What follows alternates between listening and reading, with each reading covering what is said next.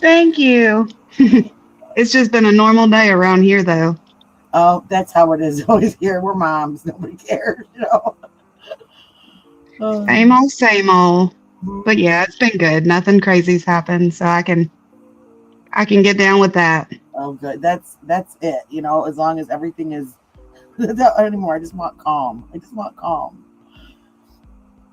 So let's see. We'll wait a few to see if we can get some people in here. Let me. I'm getting all my stuff set up. So hey, Tut girl, how you doing? Good to see you. So let me.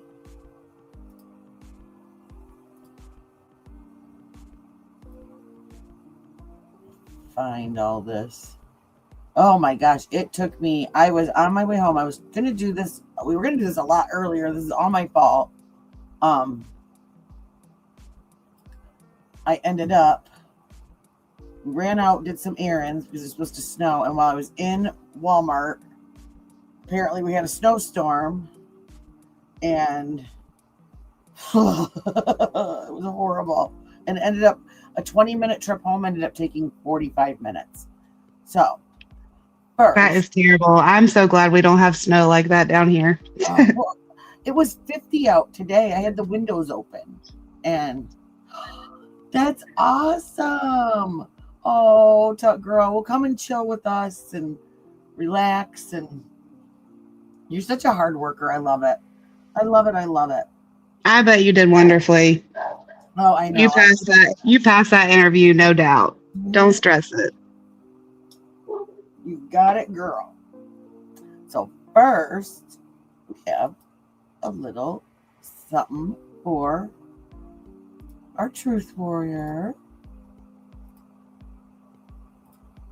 Happy birthday to you. Happy birthday to you. Happy birthday. Happy birthday.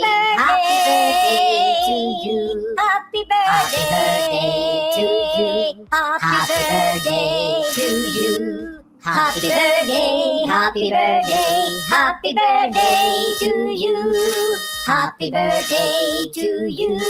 Happy birthday to you. Happy birthday. Happy birthday. Happy birthday. Happy birthday to you. Happy birthday to you.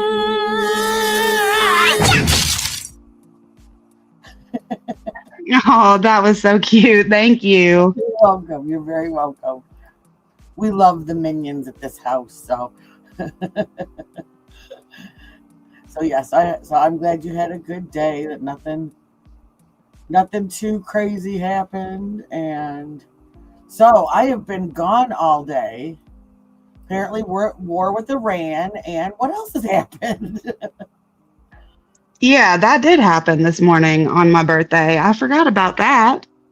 Yeah, we're kind of in some craziness, aren't we? Yeah, well, you know, what were we all talking about? What are they trying to keep us busy doing while other things are going on? You know, Exactly. We've all been told there's a distraction going on for something and we don't know what, but mhm, maybe so. boom, here it came. You know, and now I'm gonna try and find. Oh, that's this. So one of the things that we were gonna do tonight is just, you know, everybody has so many questions. So, um, let me see. Said, I am so sorry. I'm so like discombobbled. I don't have anything. I don't have anything ready like I was supposed to. But I was so awkward. Apparently, I'm famous for my door being decorated. That I love that though. I love that. It's different, but I had a client that lived in like an assisted living home, and she used to win prizes every year because they would all decorate their little doors, and she just loved it. She'd go to the dollar store and go wild, and her door. Oh, I wish I had that kind of creativity. I would do with nails, but not with life. So, So, I mean, did anything new come out today? Because I haven't seen anything new. I haven't seen anything new today either. I wasn't watching a lot of the day, but I know that JLR and a few of the guys had gone to Mount Lemon. Is that how you say it? Yeah. I got to, And I'm not sure what I don't think anything really came of that, but that was their plan for today and the journey they went on. But that's all I've heard, so no clue. why don't we peek at that? Because I did want to see them going to Mount Lemon. I know, and I saw like one quick thing of him. Like it looked like he was on a ski lift or something. So I know he talked about getting pies at the restaurant up there, so I'm curious if they ended up getting their pies. He was really excited about that. I get excited about pie too. Me too. I love pie. Let's see. I'm going to play this for him and see what he has to say in his opening. Because like I said, I missed everything today.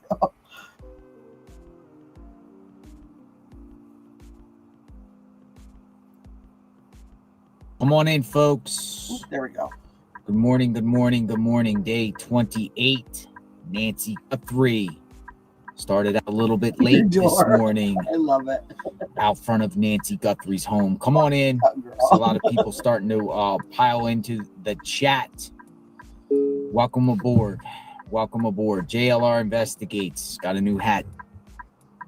Our friend from Tombstone came back, Tony, with a new hat. Folks, I am in front of the Guthrie home here, and significant changes here from before, from the last. And that's something I thought was funny the other day when that guy from Tombstone came up to him. He was like, Tombstone? He's like, there's really a place called Tombstone? I'm like, oh my gosh, why? I was like surprised that like he didn't know that.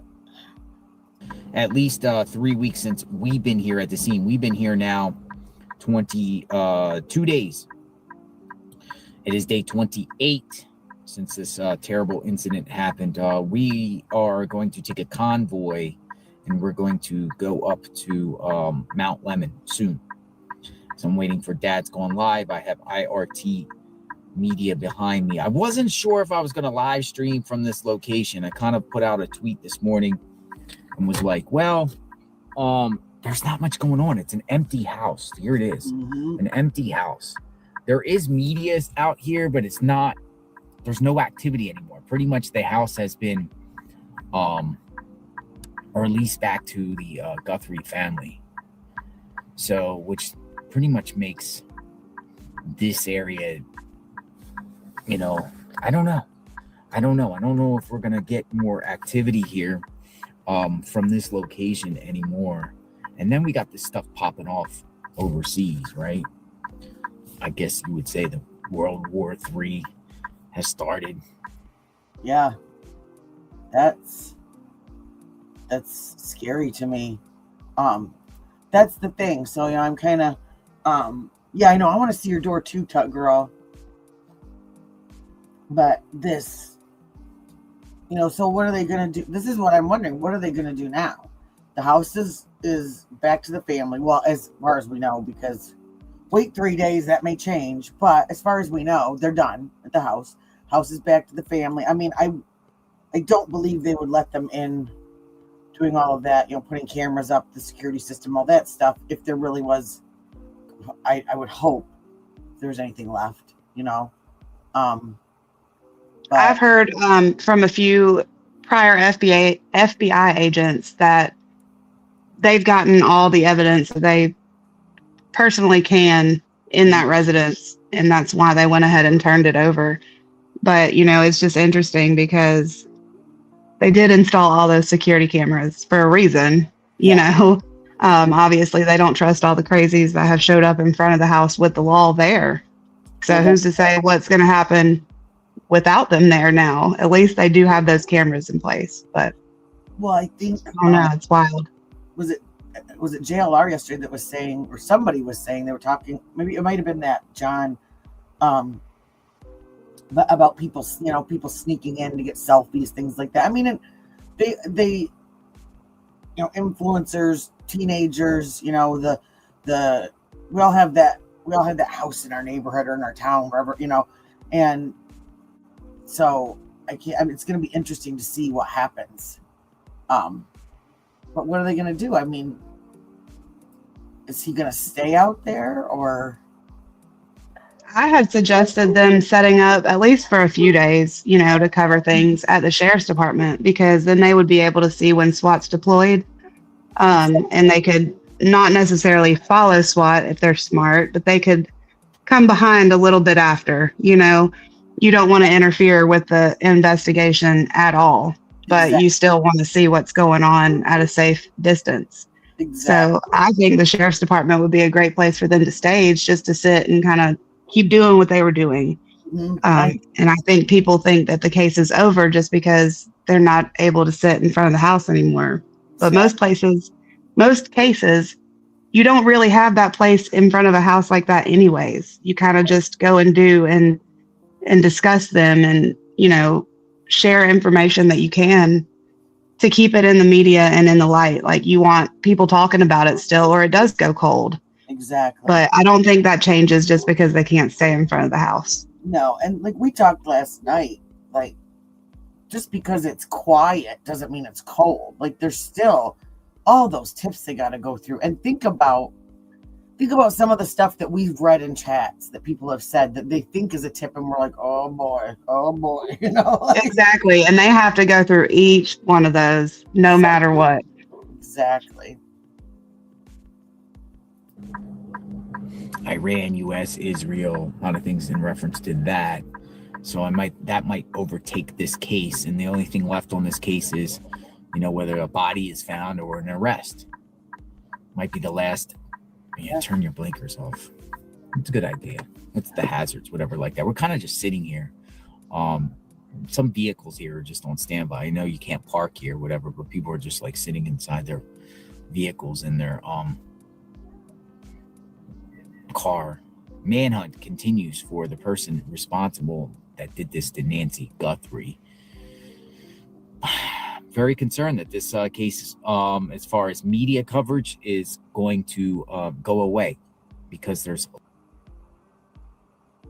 Oh, that's what you were talking about the other day. Okay.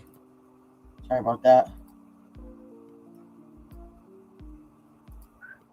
Oh, yeah. Pulling the bottom up where you can see where it's at. Yeah, that's easy to figure out where you want to go with it. That they released it back to the family. Families put on security. Yeah, that's not coming. Trespassing signs here. You're not going to see any more. So this is our last time. Wait till the neighbor there was just reading. Well, you heard it. Like our last time.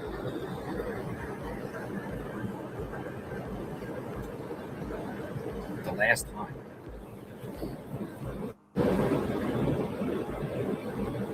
Because there's nothing here. We're not leaving the case. We're just not doing it out here.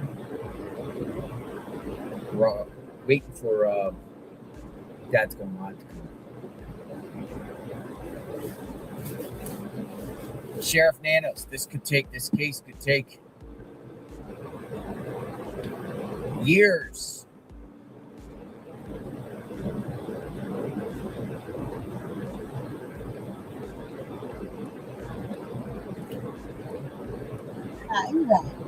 Literally dead out here.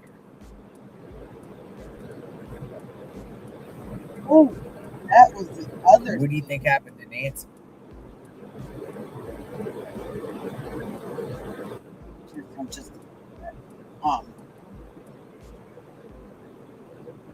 Shinobi Twisted Tail says, I'll come down and sit there and I will do a live so the story doesn't go cold. I've got a channel. I don't have a problem doing that. Please stay. Oh, this is just him. Carol, we're just reviewing what he said this morning because we all missed it. Some of us missed it. But I did hear. Just sent you an email with an interesting interview with the Pima County deputy. That girl, somebody is coming out tonight. I don't know who they are. Interesting. With a spirit. I think they actually canceled it for tonight. I'm not sure why, but they didn't end up doing it tonight. Well, a lot of people were getting kind We're of in front of upset, the home thinking that here. it was inappropriate, a little too soon. Anybody want to like talk that. while we wait for Dad's going live? Yeah, I know. You I like do, Dalen. Shoot me an email, say you want to talk. And he actually talks to people. And did you know he is on People keep sending emails. he's on a soap opera, Guiding Light. If anyone wants to chit chat. Who is? Dalen Spratt. He was I don't know if you've ever seen the show Ghost Brothers. Oh, I see the chat now. Okay, I was confused. I thought you were talking about JLR, and I was like, what? Some information. No, I think Carol thought that also, I we don't were know. JLR. If those girls ever went to the police. That's the other thing, those women from the other day. But who knows, was it a viable tip or did one of them have a dream? I mean, Information on Nancy's case. Let's see. What do you got? How you doing, Robbie? How's your mom?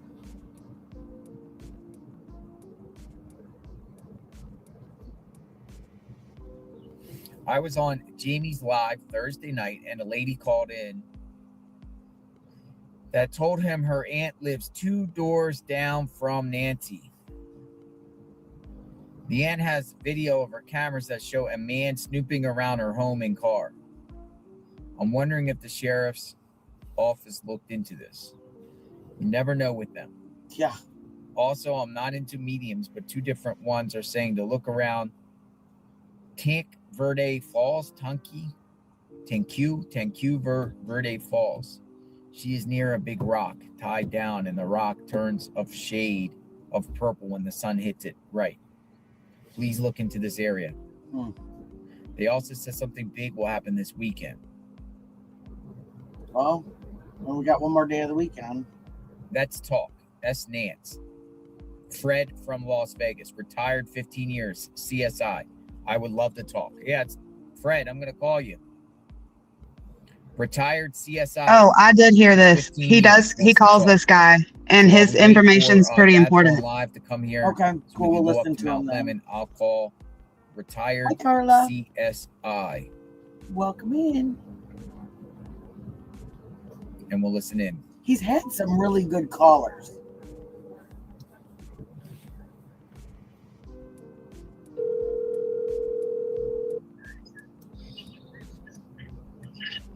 Hi, Fred. JLR, how you doing? I'm doing great. Is this Fred? Yes, it is. Hi, Fred. How you doing, JLR? Thanks for reaching out. You're No problem. You're retired CSI. 15 years in Vegas. 15 years in Vegas. Yes, sir. Nice. Thank you for your service, He Fred. seems really young. No A problem. lot of people in the chat are saying hi. Too. Oh, everybody's wonderful. I've been following what you're doing. Got a lot of free time now, so yeah. Just wanted to call and talk to you and clarify a few things maybe for some people. Sure. Yeah, everybody's welcome. I love In it. many The more the merrier, Carla. Desert searches Thanks for here in coming Las in. Vegas. Uh-huh. First of all, to let people know, Can everyone hear all right? I desert can turn terrain it up if they is can't. way different from any other place to search. Thank It's you. very hard to search Thank you desert so much, terrain as Carla. far as grid searches with a team, search party, whatever. Uh-huh. We search here in Vegas. It's a little different in Arizona, in Vegas, but it's still desert terrain. We do most of our searches by drone with night vision. And we search at night because when you're searching the desert, you want to search animal and bug activity. That tells you a lot. Uh-huh. Everything comes alive at night in the desert. Not much happens during the day. But there's been a lot of cases, especially here in Vegas, that we've solved with desert animals and bug activity in the desert. So very tough to search with search parties. It's better to search aerial. And what you're looking for is disturbances. Okay. Different, it's hard to explain, but different upset terrain, which shouldn't be there, like a pile of sand that shouldn't be there, a pack of coyotes around something that shouldn't be there, stuff like that. So that's just as far as the search of the desert terrain. Now, one thing that I wanted to tell you and to let you know is I don't think Pima County has an actual CSI department. I think they have what's called the Specialized Criminal Division that handles like officer-involved shootings, special incidents that go on. I Gotcha. don't think they have a regular CSI team like we have here in Vegas. And the procedure is when the cops come into a scene, they do all the securing, they're called there, and then they call the CSI in. We show up afterwards. The property's usually taped off and nobody's allowed to go nowhere near it. I didn't see that happen there. I went back and watched a lot of stuff because I wasn't really watching in the beginning, but I can tell you this because you were there. At the daughter and the son-in-law's house that night, it was a nighttime that they came. Uh-huh. Those trucks that pulled in, there was 2 trucks that came in the evening. That was CSI. CSI, okay. Yes, those cases. Absolutely, Kathy. Just from day one. Day one. They carried in that was CSI kits. They were in that house, and that was CSI in there. When you were reporting that the lights were off and you seen the flashing, Yes. that was CSI activity in that house. Well, why are they there, Fred? Listen to Why are this. they at Listen to Andy this. and Tommaso's? Well, obviously, first off, you have to realize that the sheriff doesn't want help on this case. He doesn't want the public's help. He doesn't want you guys helping him. He doesn't want it. He's doing his own investigation. It's clear. And a lot of law enforcement will do that. They don't do that here in Vegas. We never did that. It's run different. We have a sheriff too, but it's run different. It's clear that the sheriff is not giving any information to the public or to you guys, or he's probably communicating directly with the family and no one else because he doesn't want any help on this. It's obvious. Nope. Ego. All ego. There was some reason why CSI was sent to that other house over there. I didn't see him sent to Nancy's house at all. I didn't see that happen there, unless I missed it. But that night, when they came at night in those trucks, that was CSI in there. And also, I can tell you from many investigations here in Vegas that investigation there, it stops here in Vegas with the last people that seen the victim, which is Nancy, alive. It stops there.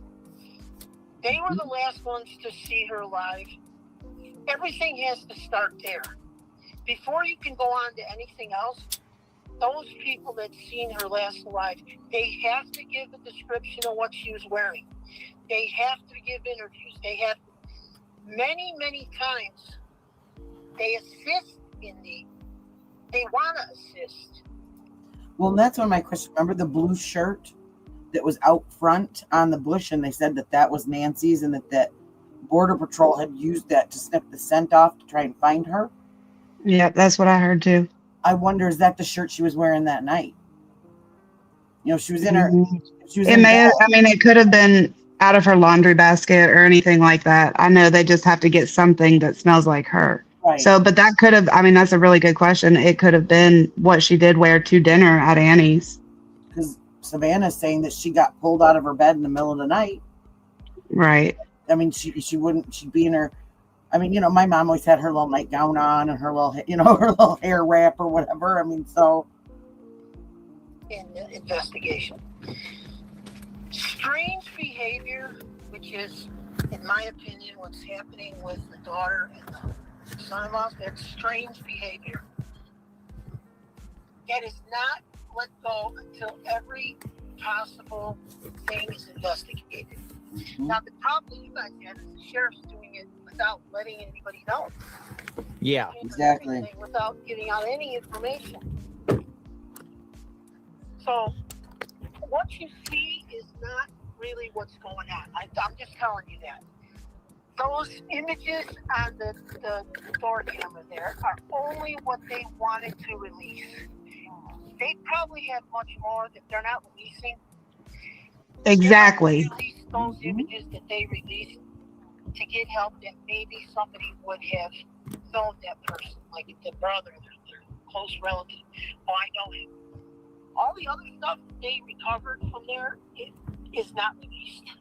They're not releasing it for whatever reason. Either the sheriff, I think the FBI released that, but they don't want it released. They don't want any help on this. Why? Because too many cooks spoil the broth is what they're going to say. You know what I'm saying? Too many cooks spoil the broth. Yeah. Right. They will be flooded with people like you're hearing. Oh, everybody's got an opinion. Everybody's got an accusation. And people call that in, and all it does is bog it down. So the old school sheriff, he believes that he can handle this. He'll do it. He don't need anyone's help. And that's just the way he's running the investigation. Mm-hmm. But, you know, I know everybody's hard on the sheriff, and they're, you know, saying this, and you don't know what. You have to remember something. He's a sheriff of a very large county, and he didn't get that by being a dummy all his life. I mean, he knows what he's doing. Well, from what we've seen, though, he kind of got it by being dishonest, because he barely won his last election, and he won it by recount, and he also put the person he was running against on administrative leave like a month before the election. So when there's only two people running, and you kind of... Sounds like he made his spot. He knew what he was doing. Exactly. See, I don't know, but this is something, Kathy. After it was found out that Nancy was missing, after Savannah found out, she called Mark Kelly. Mark Kelly is a senator or rep. Yeah. Senator. Excuse me. And because she knew that he was good friends with Sheriff Nanos. So there is all these little, which it apparently probably didn't do her very much good, because she's friends with Barney Fife, you know, I mean. Yeah, I don't think it helped her any, but it may have actually hindered more than she believes. Exactly. Really. The FBI might have came in right away, you know. Things might have changed. I wondered that too. With the new tactics, but he's still a lot of years in law enforcement, so he knows what he's doing as far as not releasing things that way, with the way he wants to run his investigation. I don't agree with the way he's doing it, but we don't do it here, or didn't do it here in Vegas like that. I don't know where they do that at. That's just how he's doing it from the beginning, with the press conference, shutting them down. Especially a case this big, he should have a PR team that's giving updates. If he doesn't want to do it, or doesn't know how to do it, or is flustered by cameras, he'll have a team. Well, and that's it. Usually police departments have a PR team or a PR spokesperson that comes out and says, this is what we can tell you. That's all we can tell you. And they'll maybe field a couple of questions that they already know what answer they're going to give, and turn down the question. Wonder why he hasn't had one of those. Yeah. And it would take some of the spotlight off him, I think, because, and not just us. I mean, you know, I know that nobody owes any of us anything, but the people of that county are owed to find out, is there a danger in their neighborhood, you know? And if this is random, there's a danger. Exactly. I mean, there's still a man out there missing. Yeah, exactly. But he doesn't want that, obviously. So, Fred, as far as the search, like, do they have to just wait because it would be, what I'm saying is just so much land around here, do they have to wait till they have some sort of credible idea where they think she is, opposed to just going out there and looking everywhere? Do they have to really have some concrete proof or an idea about a certain area? Well, they do. I mean, there's too much. You got either 857 says 7,000 acres or something in Pima County. So I mean, they could be. Yes, Pima County is the size of Connecticut and Rhode Island together. So, I mean, Oh, it's huge. It is massive. Yeah, and it goes all the way down to the border. So, I mean, I can't imagine. You know, I can't remember what they were talking about. Is like if there was someone that was talking about like if something happens to you, like in one part of the county, like how long it takes them to get to you. You know, and oh yeah, no, I understood what you said. Man is in suspect missing. Yeah, there's just some weirdo wander, and if he got away with this, maybe he's not going to come in this neighborhood, but maybe he's thinking, hey, everybody's over here looking, I could go do something over across town. I mean, Well, you say that, and last night I didn't know when to bring this up, but I'm going to go ahead and throw it in here now because it's relevant. Last night on the scanner, because you know I'm crazy and stay up listening to the scanner all the time, there was actually a call about a previous judge being kidnapped. Now, I don't know what came about that. I actually do have the call. Like, I recorded it. oh, wait. But it was at like 1:13 in the morning, and he called 911 saying that he was being attempted to be kidnapped, and he had locked himself in his car. But then they handled that call by telephone after that so that it wouldn't be played over the scanner. So there was nothing else that I heard. I'm going to have to, I read something about that this morning because someone else heard that, and it ended up being a, what did they call it? It sounds like like a mental issue, like they didn't say dementia, but it was something kind of like that. That he right.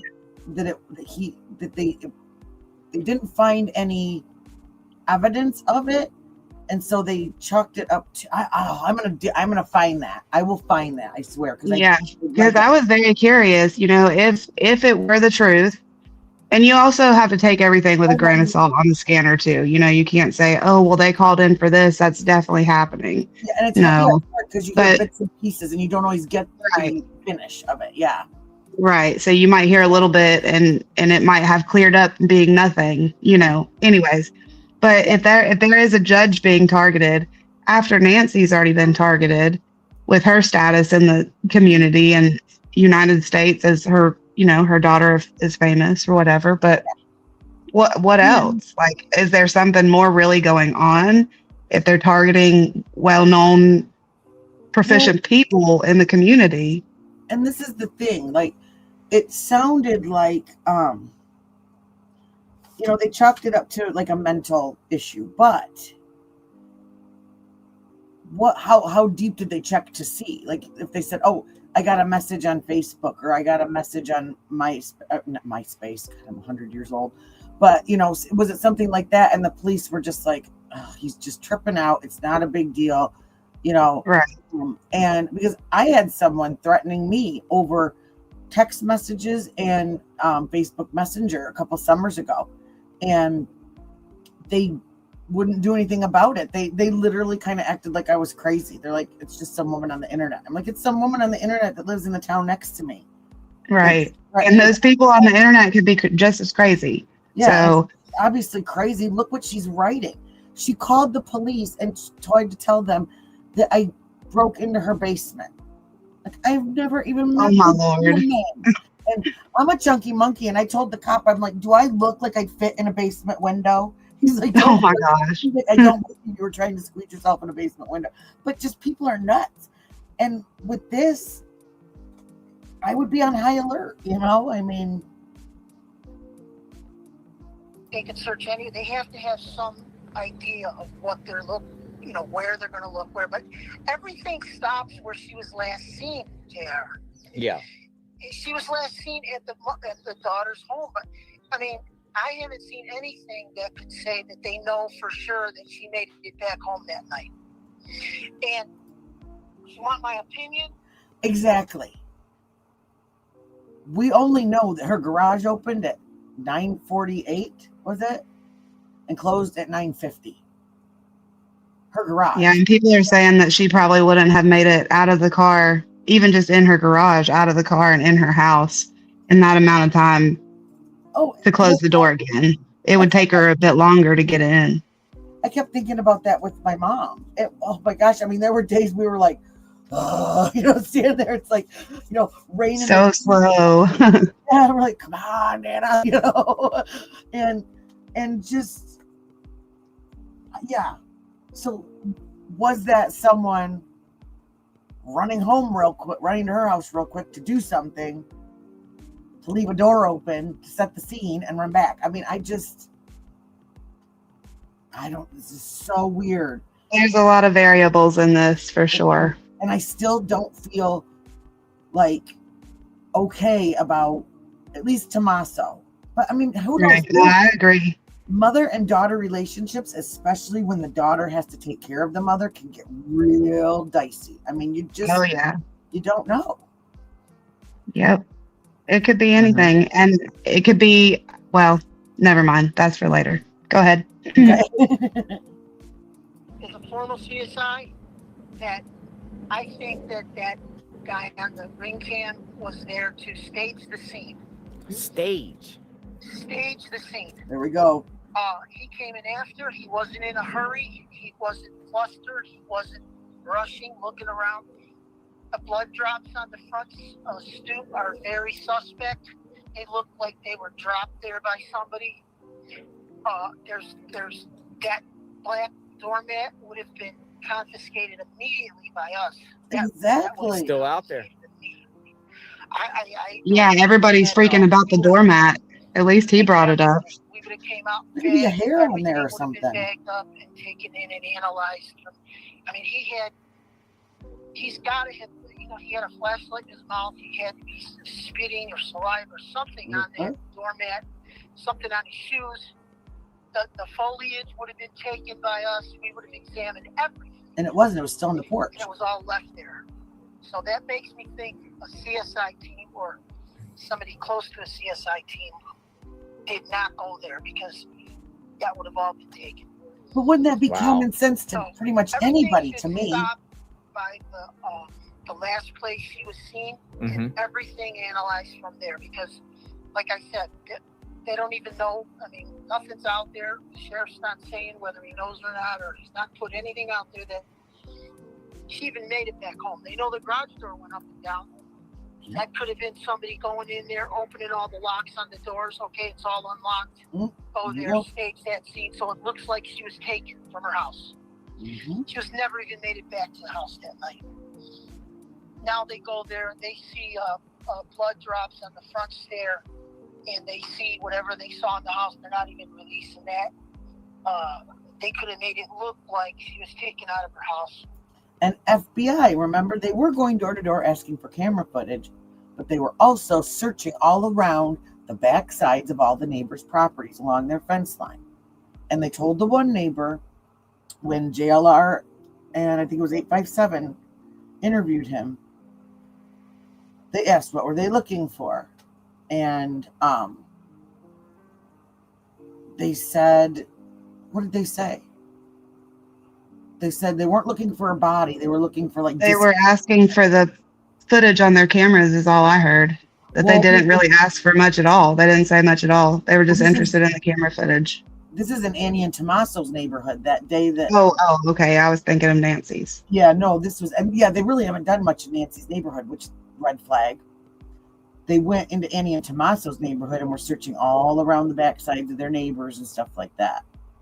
And they said for discarded items.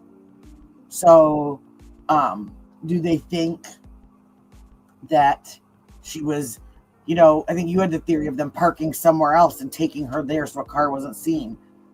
Was there someone, because there was empty houses in Annie and Tommaso's neighborhood too. Was there someone parked in an empty house somewhere?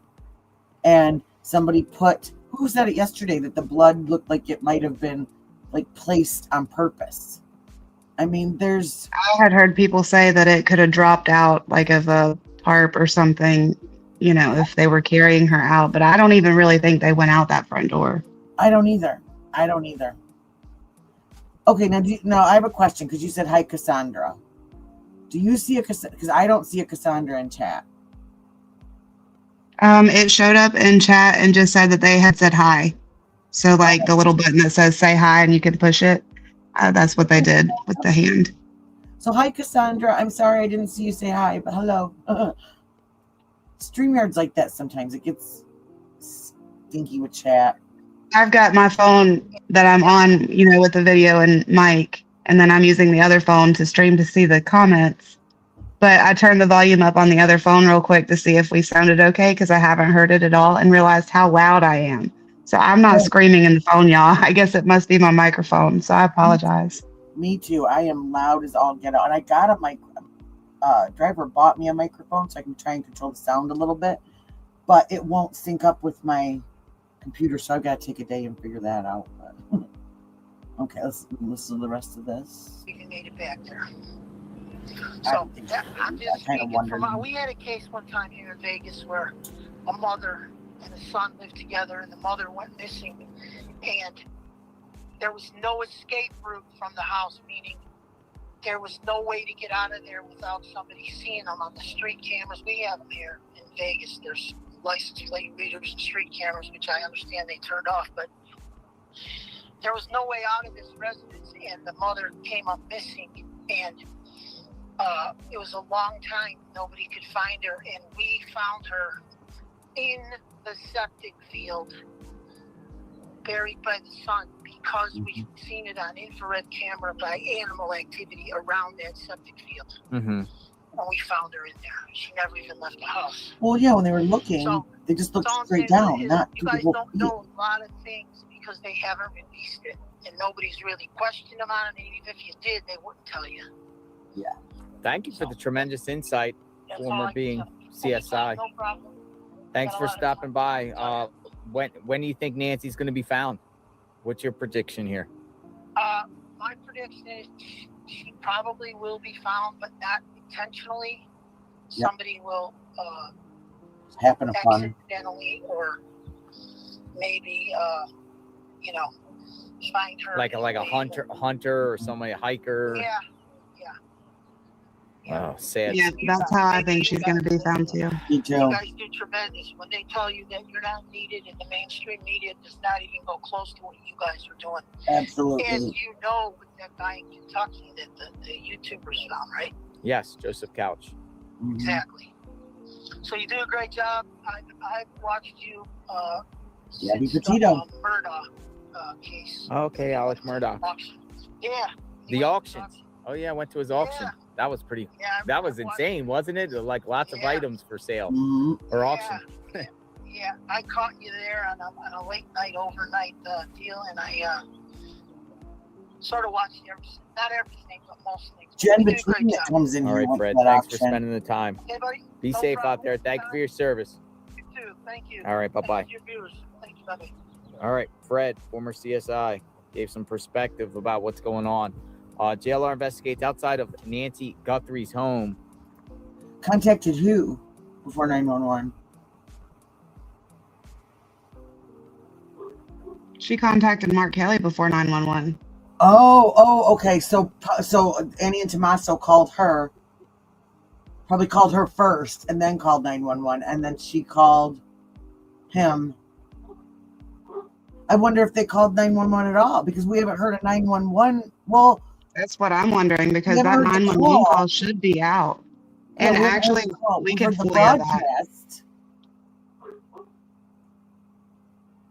Even though the case is open, they can release the 911 call if there is one. So I'm going to FOIA that because I'm curious about that. And like I said, Arizona is really weird about their stuff, because I had a friend that covered that. It was Dre McCrae from Facebook, and they were there was a bunch of people trying to get the 911 call from her home that day. And it took almost a year and a half before they could get that call. And it was because they were really picky. They pick and choose what they decide is public in a case. And, oh yeah, for sure. Especially if it's still open. Yeah. When they close the case, it makes it a little easier, but they can still decline or redact anything they want to before they release it. Yep, exactly. And I think Tennessee was like that too. Like you had to live in, you had to be like with Tennessee, I think you have to be a resident of Tennessee to be able to get anything. You can't FOIA anything if you're from a state over, anything like that. And yeah, I know Arizona was difficult. I had to FOIA some things for different cases in Arizona, but it was Maricopa County. oh So yeah, I don't know if they do things a little bit differently than we're at Pima. But this it was the was whole difficult to state. get it. It took a long time. They definitely were not in a rush, like you say. Mhm. So yeah, so it sounds like maybe Annie Tommaso got there. Maybe they called Savannah, said we can't find her, she's missing. And I mean, it sounds like they automatically assumed right from get-go that she was kidnapped, which I wouldn't have assumed something that's what I want to know too. Why? Well, first, I would assume that she just went somewhere or wandered off by herself. Exactly. I would never assume kidnapping right off the bat. Exactly, Kathy. It's only his word. The only thing that we know about that moment in time is that the garage door opened at 9:48 and it closed at 9:50. We don't know who opened it. We don't know if she walked up and did her keypad. We don't know if he had an opener in the car. Like we had an opener for my mom in my car and in hers when she was driving. And that's all it takes to access the house is that garage door opener. Exactly. Okay, and that brings me to another question. That's my question that I was talking about earlier. Okay, so Annie's car was seized. Like what, third day? I think it was. And it hasn't come back. It's still in evidence. And it's been told that this is an ongoing investigation. I've got to find that. I've got it in my history. Yeah, we don't know. And I heard today that Annie's car was released. Now, this is not fact, so I'm just saying what I had heard. Okay. I heard that Annie's car was released, but Tommaso's was not. Well, see, that was what it was that Maureen McDowell, the FBI agent that Brian Entin keeps talking about. She was talking about it in something I watched this morning, and I got to find it again. But she said something about that was their only car. Tommaso didn't have a car. That it was that's interesting. I hadn't heard that. Yeah, that it was just her car, and she said she wasn't positive, but that's what she had heard, and that they still have this car in evidence. And she said, why would they hold it this long? She said they should have, and she said exactly the same thing that we were saying the other night. They should be able to go through it, get everything forensically done that they need to do, and then release it, unless it still has evidentiary value. Hi, Oldie Moldy. I like your name. Yeah, they should have released it already because Nancy's car's home. The other day when that white car drove into the garage, that was them returning her car to her garage. That was my next question has Nancy's been returned? So yeah, and I mean hers, hers was checked just because it's part of the house, most likely, but I find that odd that they held it for this long. And that Maureen McDonald. Yeah, let me see if I can find that, because I think it was just. I'll play this and then not much activity here. There are some media here still. We're on our way to Mount Lemon, so I'm just waiting for Dad's going live. Another YouTuber. I'm gonna hitch a ride with him. We're gonna hook up the Starlink, and we're going to go out there. It's starting to warm up very well out here. I heard it was a 90 out there today. Hot out here. Make sure you stay hydrated today, my friends. Whenever y'all are gone, I sit under here. Yeah. You can sit under there now if you want. I know you're not in the way. And totally unrelated. Yeah, come under now. You don't want to be under there. Yeah, come on in. What is You going don't on? want to be under there. Looks miserable. Looks miserable. You need help? Here, hold on. I'll help you. All right, let's move shop. What do we got? Move the whole operation?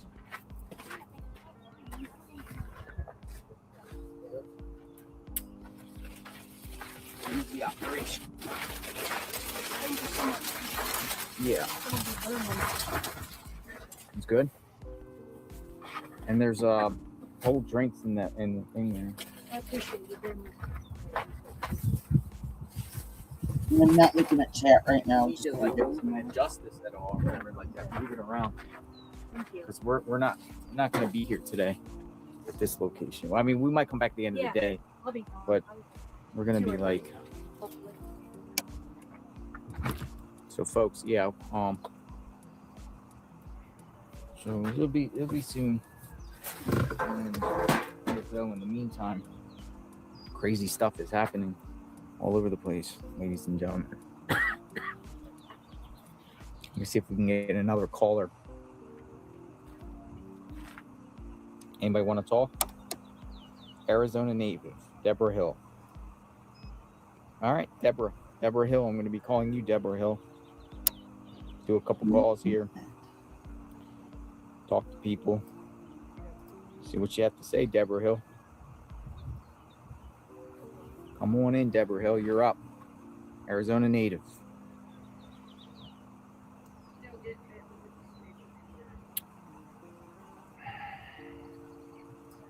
Oh, the call didn't The person you've dialed can't take your call now. Can't take the call. Deborah. Did I do the right number? Yeah, it looks like it. Take it off airplane mode, Deborah. Just let me know if you're still interested in talking, Deborah. Anybody else want to talk? Just say, shoot me a message. Tips. I can't find it right now. TLRinvestigates@gmail.com. Oh, that's exactly what we're wondering. Say I want to talk. He said this is his next day that he could professional sit in out any type one of house and field, exactly former law enforcement. Know any expert in any field? I'd love to hear from you. We're gonna be headed out of here in the next, 15 minutes. He said he's on his way. A little after 10, as we discussed. We got convoy. We'll have a convoy of 3 or 4 vehicles going up. It is beautiful out here. I mean, No more Red Bulls. No, that was a Coca-Cola.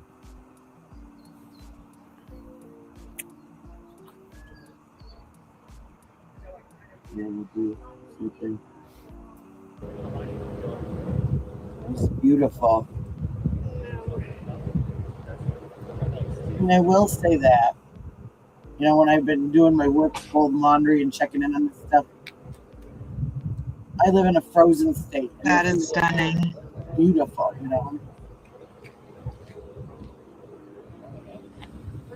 I pulled out of the restaurant tonight and I almost did a 180. It was so slippery. Ooh, I'm ready for summer. Yeah, my 5G works good. Yeah, even the 5G works good out here on this one.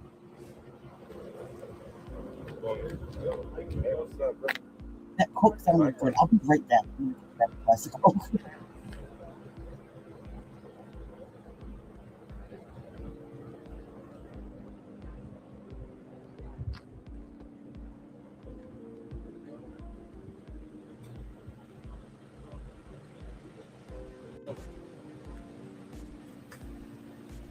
What you think, Aaron? Well, I think we should. Have you ever heard of the Randonautica app? I've not. Okay, so you use the app, and it actually gives you a random coordinates to go to, and you say how far you're willing to drive. But they actually solved a murder case in Seattle. Mm-hmm. People were using it and found a suitcase with body parts in it. Really? About 3 years ago. It uses quantum computer to generate random. And I've had some kind of strange things that I've seen on it too. So here's the app.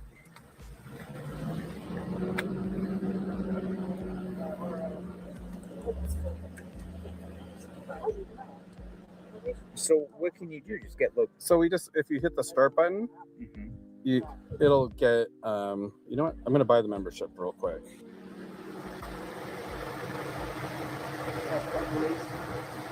And it can help you pinpoint. The whole theory is it's using a quantum computer, so but it generates a random What is the GPS quantum coordinates. computer? You drive to it, and I actually I did it with some friends one time, and it took us to the exact spot where my friend had been in a car accident 10 years prior.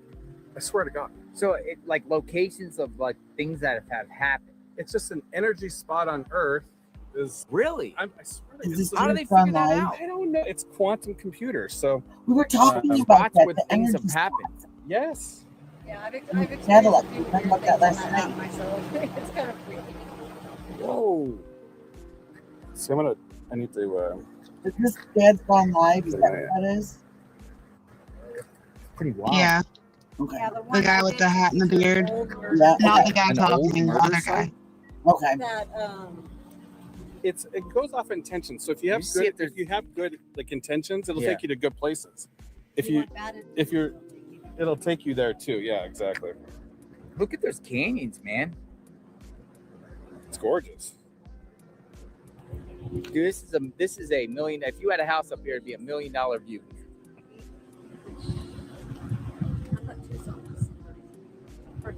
Anybody want a drink? No, I'm good. You got anything cold? No, it's just wet. Make the bird here. Oh, so from the thing? Maybe they're cold. They're good. In the back? Stay hydrated. I think you're locked. Oh, wrong car. Dude, I was opening up the wrong car. Okay. That's the second Hey, time he's tried to Gatorade's get good. somebody else's Have car. some Gatorades. Yeah, He's got gonna get supplies. arrested for that. Hey, we got free drinks. Stay hydrated. Oh, lava hot Gatorade. That's gotta be good on a hot day.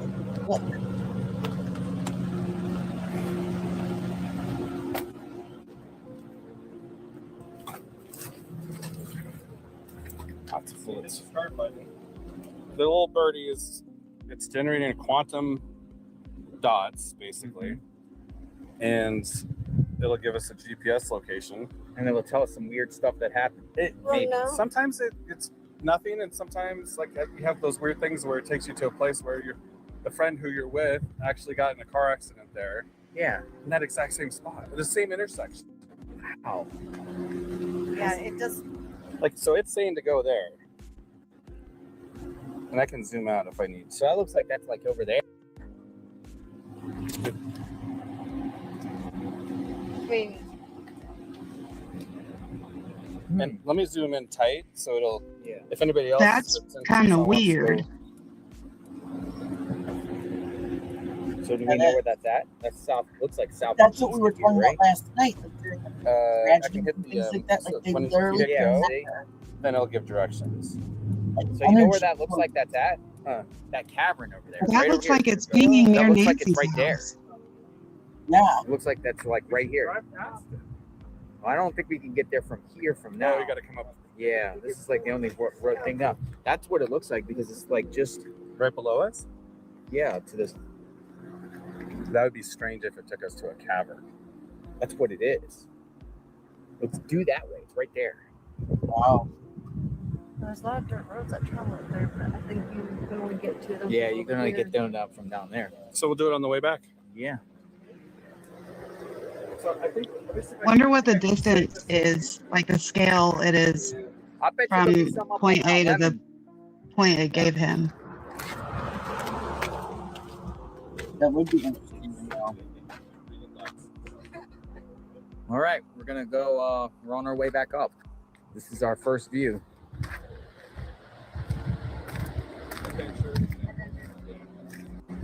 And It's then, at least you get a know, little bit caverns cooler. It down feels there. cooler up here though. Still hot, but it feels cooler. Guys, ready to roll? Next one's pretty awesome. Next one. Next one. He said next one is awesome. So I gotta tell you, Yes, sir. I think I have your gazebo in the back of my truck. Somebody asked me to You grab can it. keep it. Oh, okay. It's yours, brother.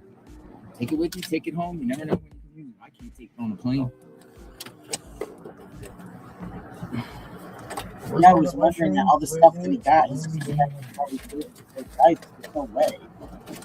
He's shipping it for noxious. Same thing. All right, folks, we're off. We're going back up.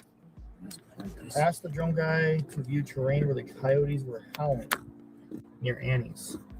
Okay, Oh, Kimberly. yeah. But they're That's on a every night though. No. No, man. I haven't heard any coyotes there that night. Really? And I was there for like a week straight at night. Okay. Like, I was actually outside their home. And I never heard coyotes. Really? Okay. Is there. Right. That's something we can definitely ask. Yeah, because that I was think they're Helen is frightening suspicious. that maybe? night. That They sound like that behind my house every night. see, we don't have that Some many. people say they're We have them mating. out I here. thought they were up We to can something. hear 'em. So Maybe they But found we don't some have sort any of prey. pets that If it was big. I me, don't think. And I'm gonna ditch Oh, something yeah. that I'm not supposed to have or be around, That was, I would do it Oh, somewhere that's chilling. closed, where no one's gonna go. but there at was least also until fire trucks summer. going through. You know, too. the longer you I have wonder if without that- people there, the more When chances when you have. coyotes hear sirens, they start howling worse too. So this would And there was a definitely siren be going in somewhere where JR's people did JLR's video that he was playing. I don't. Yeah, I mean, I The recording understand of it. we're talking about a body, but I don't like the idea of it being a body. Yeah. You don't have to wear a seatbelt. You don't want. I don't care. Yeah, I do it for safety. I do too. In case you roll off a cliff. Yeah. Everyone, where are you from? And yellow spam. Appreciate that, firefighters. That is so beautiful. Air vent making a difference up there. Yeah. Good. There's music just- is. I like to hold it off here because I want to see the The scenery. scenery. That's someplace I would like to visit. My dad loved going here. If I was driving, I couldn't hold My it. grandparents went every year for his Bombardier group So we keep going up. reunion. My grandmother did not. They lived in Ohio. Did not like to drive. She always insisted on driving. Didn't like to drive from Ohio out there, up to Arizona, but she liked it once My they got daughters have there. that song playing forever. I'd love to go visit sometime too, but I would not be able to drive there from South Carolina. Every time I hear the word Oh, That would be too far. there's no way. There's no way. I'm a good This terrain is Car crazy. partner. It's like mountain. I'm a good DJ. Rugged I'm a rock. good, food server, all that stuff. But no, not that would be days. And definitely unique. driver would drop me off at a I like rest the stop granite stuff somewhere. like that. So, Right. A good 10-hour or less road trip is good for me, but anything more than that, we need to talk about it some more. yeah, exactly. Yeah, make sure you guys roll down the window in the back seat if your car's sick and stick your head out the window. 'Cause if you Apparently, puke, JLR is like a But crazy right below driver. there, it's just nothing but canyons, My man. friend went on a case with Yes. him one time. This- He had that's There's what nothing, to there's drive. nothing but canyons. It's just Like on the hanging side, on you can throw your something life. off. Especially somebody's wrapped in a tarp, we're carpet. at 4,000 feet. All right, 4,000 Oh, feet. 4,000 I feet. wondered. He You goes, got 9,000 somebody total. else had Yeah, so we have to mentioned go up her. another 5,000 I feet. like Not even in halfway up. chat a couple times, and then I heard That's somebody insane. say it. Like And there's so from many, there's already so behind many the places to JLR's hike life, stuff right here. I Look never how fast that train got goes to down. see who man. it was. Just Okay. drops.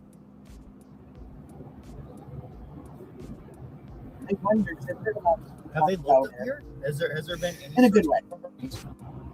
I don't think so. Like even right here to the left, that little crevice. And it's not that big, but that would hide something. Keep doing that. Sorry. No, you're fine. I wiped down That's me. the dashboard, I think yesterday. Did you? Yeah. I really think it's because I wiped. Oh, sorry. See, I got to work on that microphone because that will separate the sound out better. it down. Okay, that's what I do. What I said, in case you didn't hear me, was I've seen a lot of people talking about Behind Green Eyes in a good way. And the other day, JLR was live, and I heard somebody say her name behind him, but I didn't ever get to see who she actually was.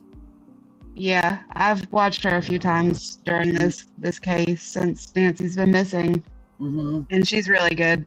I haven't seen her as often as these other streamers, but she is out there for sure. I'll have to check her out.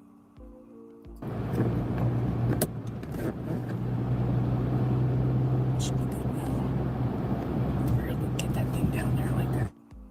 You said watch what I do and I go flying.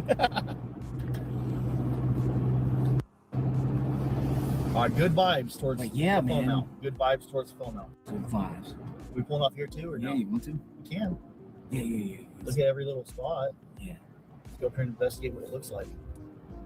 As long as we got Starlink, we're good. Try to get like where that truck is, and then we can go over. I'm enjoying the road trip, but what is their thoughts on what they could really find there? Like, do they think she would just be laying alongside the road or in a parking lot or what? Probably Starlink gets the best range this guy. It's 2 ports, one road in the middle. Let's go check out. Sorry, I forgot to unmute myself. Can you hear me better now? I turned them down a little bit. That's Your ears have already. Our ears have already been talking. Yeah, I can hear you good.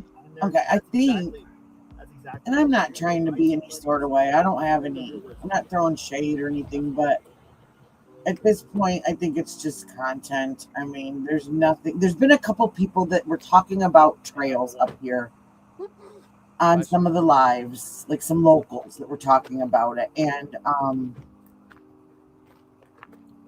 This is going to be that there were possible areas that they could have taken her, like, and dumped her. into these like That it wasn't that far from her home, but I mean, it seemed like terrain. we fast forwarded through it. It seemed like a good amount of time. to I get think there. you said it took about an hour to get there, so Yeah, and I don't know. I think stuff like that is just more. Dude, it feels so much cooler up here. I don't think it's that Right? complicated wherever she is. I think she's probably pretty close. She's gonna be somewhere where everybody's like, "Oh my gosh, we looked there" or something. Because yeah, that's how it happens a lot too. But Yeah. I think they should do this closer to Nancy's. Yeah. Like the getting out and walking.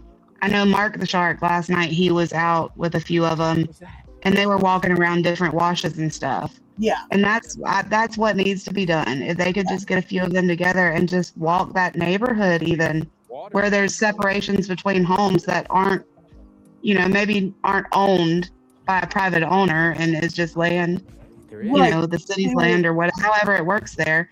they were But talking that's about searched. they were talking about that area Dude, that sounds like an AK. in between the two houses, between Nancy and that neighbor.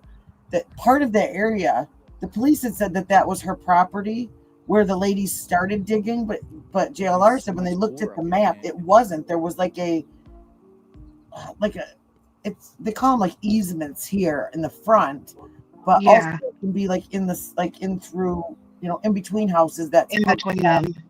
because of plumbing or whatever. And Yeah. and so there are areas like that. Yeah, that if they get that map, they can go on and they can make sure that they're not on anyone's property, the surveying map. And There's actually an app that we've used in our searches, and it's called OnX Hunt. Mhm. And it shows property lines, and you can click it. It'll actually tell you the owner's names and everything. Oh wow. So it's really, it's good to have because you don't want to trespass, but you Right. still want to search for the person you're looking for. So there's a thin line you got to watch. Try not to cross. Yeah, and people get real, funny. Like, I mean, I would, if someone wanted to search on my property, say yes, but there are people that don't want that don't want you on there. And Oh, for sure. We got turned down a lot, and you wouldn't think that you would be turned down as much. Like, you expect some, yeah, but it's actually a lot more than you think, which is unfortunate, because it could be what saves somebody. right. Well, and like Yeah, I I think more searching needed to be done right there around her house. I do too. That whole, I mean, and really and truly, there's only a 4-mile difference between the daughter's house and her house. That's really, I mean, it is and it isn't that big of a search area, especially when they're finding possible, car footage, whatever, 2.5 miles away. I mean, because this is so vast and it is so big out there, to me, that means there would be greater distances between points of interest, just because it is so. I agree. 4,000 But- feet up. We're going to 9,000 feet. So But I really think, and like I said, I'm not trying to throw shade because he has been out here every single day, rain or shine, standing, and not even sitting most of the time, just standing. It's just a reminder. But I think it's coming down to just trying to keep people engaged with content like this. And road going all the way up and pull over. but I really Well, do. they do follow the stream, like the audience's advice, people in the comments and stuff. They kind of take their advice on what to do and where to go and things. So It's what He the people doesn't know. want, but I just don't understand all of it, I guess. Gunshot. That's No, just I'm- me as a searcher. Well, and I'm not even a searcher, and I kind of feel that way too. I just Do something. They're doing shots up there. Somewhere. And maybe- Probably gun range. maybe they just need a break too, you know. But Somewhere up there. Hey, and I can respect that because they, especially JLR, he has, like you said, been out there, rain or shine. So Wild he West. does need a day. and I know I couldn't do it, but I have seen in Pretty his wild. chat a lot of comments about people saying, "Go let's up there. There's continue there's on. places, there's private places, there's." We're just gonna and stop different locations. Like we Did you said, pick if up she's anything? found, she's gonna be found probably by accident. Because in Michigan that happens a lot during hunting season. All of a sudden, How many a lot of Yeah, places. it does here too. We always have people found. Yeah, I'm not doing it. It should just be like low. I'm gonna use my other phone and hook on to it too. Yeah, that right there with the camera, that's Dad's gone live. okay. Dad's going live. I'll show it to you. I think he was. Can I put it in for you? Here. Well, I am going to show this. This is something that we were talking about yesterday. So I'm going to flip flop it for a second while this plays. You sent this to me, and this is. Hope everybody can see it. If everybody remembers Miss Booty Shorts that showed up yesterday, and that's what I'm gonna call her because I think she was just. She's, saying people shouldn't be looking at my clothes. Well, okay, but She definitely put herself there to be looked at. You can't say Exactly. otherwise. when your butt cheeks are hanging out 4 inches under your shorts, don't tell me you don't want people to look, okay? It's like having Exactly. orange hair and being offended because somebody looks at you. You know what? It's Yeah, gonna work. she knew what she was doing. Exactly. This says, this is from Nerdy Addict. If the true crime community has ever completely united for anything, it should be to let this person know there's absolutely no place for this kind of behavior in the true crime missing persons community. We might not all agree on everything, but I think we can all agree that what took place in front of Nancy Guthrie's house yesterday was unacceptable and adds zero value to any case in any way. And let me read this. Kiki, tagged influencer. Yes, that's me, but you're incorrect about my purpose. I was covering the case for my unreleased or unlaunched true crime channel that I've been traveling the globe working on. Unfortunately, people like you want to capitalize off my body and the way I dress to get a storyline. We should focus on the issue at hand, Nancy's disappearance, rather than me and my outfit, and the photos you're referring to are for my thumbnail. Nice work. Nice work today, though. Now, I'm sorry, but no. And When I read that, I literally laughed out loud because Yeah. I'm like, you got to be kidding me. Are you kidding right now?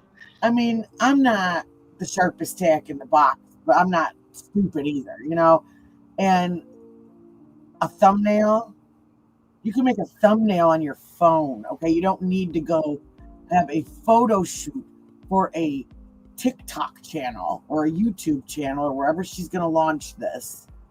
And yeah. And then for her to be standing there with her hands like on her brow, looking around like she's searching, and him to video that, they're like clipping that to like, I've been out here all day searching for Nancy Guthrie. Yeah. Just some crazy stuff. And all it is for attention. She was out there She's for playing 20 on minutes. Nancy's missing case Yeah, for her benefit, and it's sickening. Exactly. And oh no, that made me angry. And it stinks because the true crime community has been getting a bad rap for a while, just because of certain things that have happened. And that's the last thing. These people have, what we're going over is literally, and it's in every single story. It doesn't matter who it's about, the literal worst day of someone or a family's life. And you can't put some She's pants making on. a joke out of it. Yeah. And not be dancing around in front of this person's house who could be anywhere. I mean, just how disrespectful. Do you do that with missing children too? I mean, just no.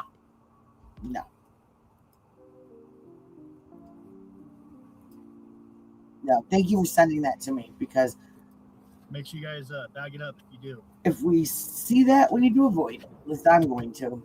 I mean, do what you will, watch it if you will. I will never tell anybody they can or cannot watch something. You don't have to like all the same people I like, and I'll still let you come in and hang out with us, but no. Nope. There's a time and a place.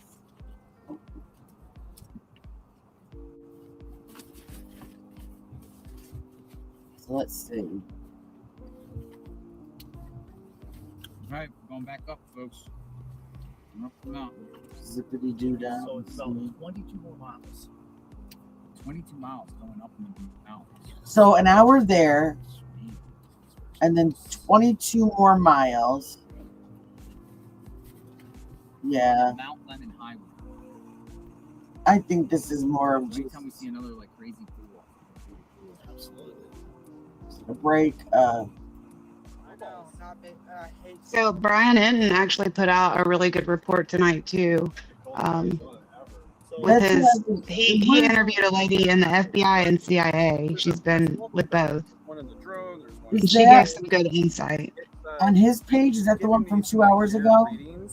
Yeah, that should be it. Okay, I got that one up. Yeah, I got that one up next. Hey, let me know. Yeah, that was the one, because I can't find that one with Maureen that I saw earlier. It's not in my history. To figure out if it should be a full charge. And it's Now, got who is four- this guy? But it's not giving me the normal lights that I normally see.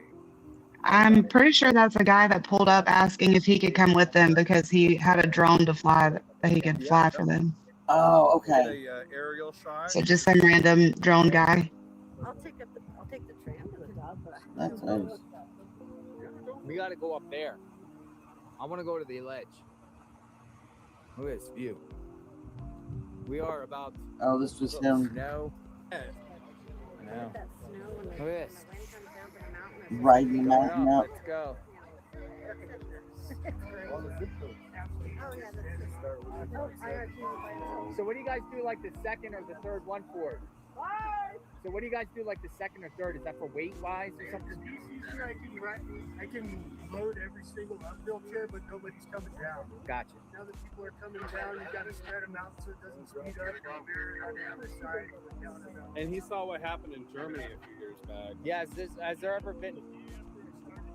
And somebody put it up on my Facebook and it said, "Looked like Aaron started his new job." That's my name. Nice. Aaron. We're up. Come on in, Aaron. He tips up. He tips up. Here we Bend go. your knees. Here we go. We're ready to go.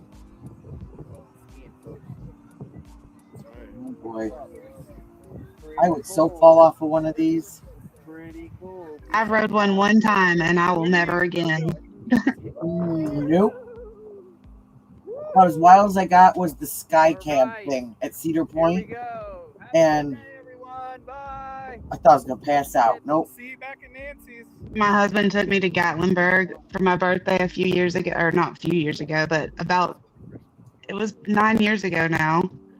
And he took me on the Space Needle or Sky Needle or whatever they call it there in Gatlinburg.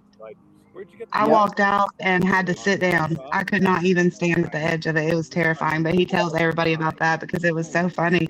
I couldn't do it. Couldn't do it. Nice. We went a couple years ago to the local fair, and I haven't been in years. Pretty cool. Driver convinced me to get on the Ferris wheel, and we now I'll have to find it. Show everybody one of these nights. I have a famous picture now. We call it Ferris wheel face because I'm terrified at the top of the stupid thing, and it I would be too. Oh, nope.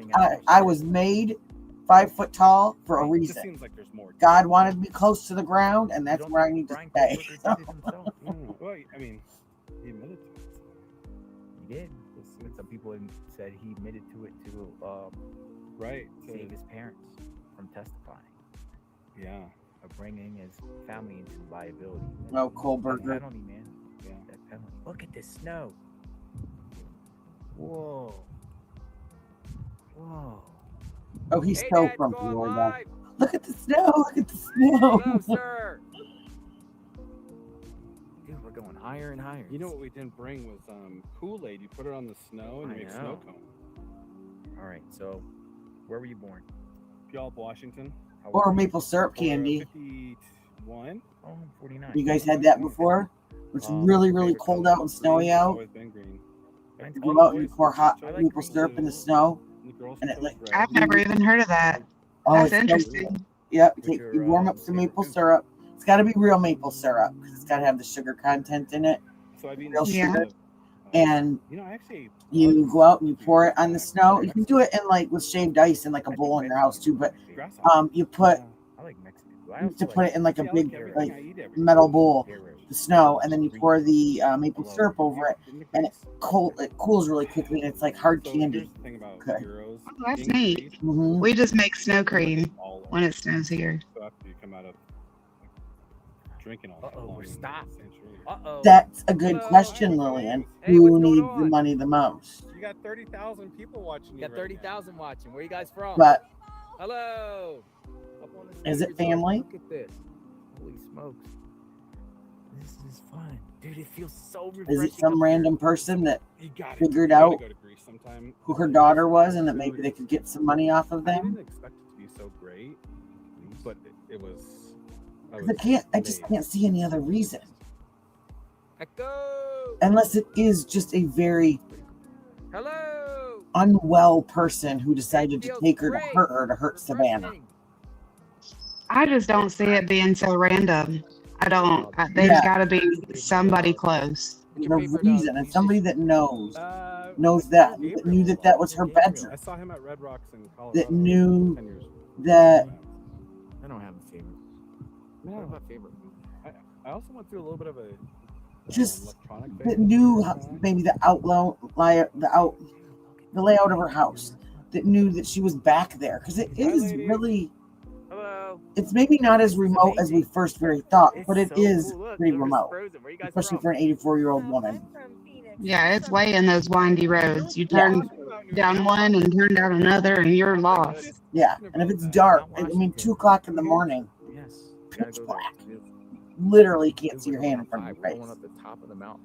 I went to this. So someone has to flashback be trail. familiar with that area somewhat. I think it was Lenox, Massachusetts. MapQuest can only have, but and MapQuest It's all keep clear losing glass. They're known for their clear glass. So people say they signal. like pearls. So Dude, this feels so good. Don't call me brother. I know, right? What about Hey, what do you think Metallica? about I like Kurt Cobain? Metallica. Yeah, I do like Metallica. What do you think about Kurt Cobain? So I watched. It's a little bit out of my era. No, I watched a guy. He's from your way, isn't he? Yeah, Seattle. Forever and ever.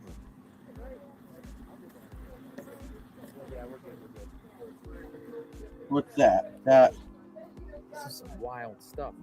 Forever and ever. From holy smokes, folks. I just want to see what he said. Dude, it goes forever and ever. Yeah, we're good. This is some wild stuff.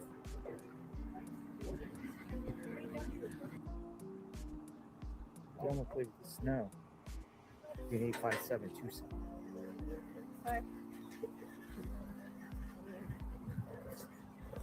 Oh, sorry. Oh no, you're good. You're good. Thank you, Who was Mary. there? Thank you, Mary. Appreciate it. Thank you. Very grateful. Hi, Catherine. Welcome. Pizza. I'm sorry, I was on the other tab. Pizza. Not the pizza. anchor. What? Yeah. Oh, thank you, Brenda. What by chance do you? Jenny Brewitt. Are you going out tonight? They're doing that. Yeah. Yeah. Check what with the sheriff? So, What is that? Like I don't understand. What I don't even know what it is. People saying it's some sort of Ouija stuff. Ouija stuff. Yeah. We can eat in there. I'm just gonna grab my tripod. Just go like the back table. Save the table. That was something that was mentioned. Oh, no doubt. No doubt he does. Oh, absolutely. What's your name? That was something that was mentioned the other day too in your possible Santeria connection. Hey, You wanna come on? I don't know anything about that except for the song by Sublime. Hey, hon. Guess who I'm with? Yeah, I'll investigate. I love Sublime though. Me too. We're from Maryland. So just someone comes up from Maryland and says they watch the other rescue. That's pretty cool. Yeah. How you doing, Braylon? Hey, Cindy, I can't. Thank you for doing that for me. Truthfully, because I can't see the highs on this. When people just do the highs, it's not showing me in StreamYard. I'm charging my tablet right now, so I can load that up and see. We have time. We're waiting for 7 pieces. Lillian, what's your opinion on, well, obviously that he knows more than we think, but is there anything that you can share of an example maybe? $100? You don't know? Just work here. I'm sorry? Nice. How are you doing? I'm just skimming through this. And then we can go through that Brian Entin. Hello. How are you? If there's anything you want to talk about, you want to ask that, just seriously hop in. Fantastic. Thank you. We're going to keep the stream going. Normally we don't stream like this, but we're doing this to cover case and share routes. People want to go on an adventure. People want to go on a tour. Some people like it. Some people don't. If they don't like it, they don't have to watch. Right. You love it. Well, you know what? Nobody deserves a war after 4 weeks of. Well, we're not done. It's not done. I absolutely think the sheriff knows more.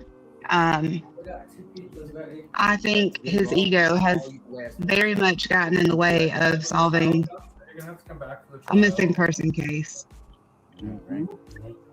I know we've continued to say that over and over again, but it stands true.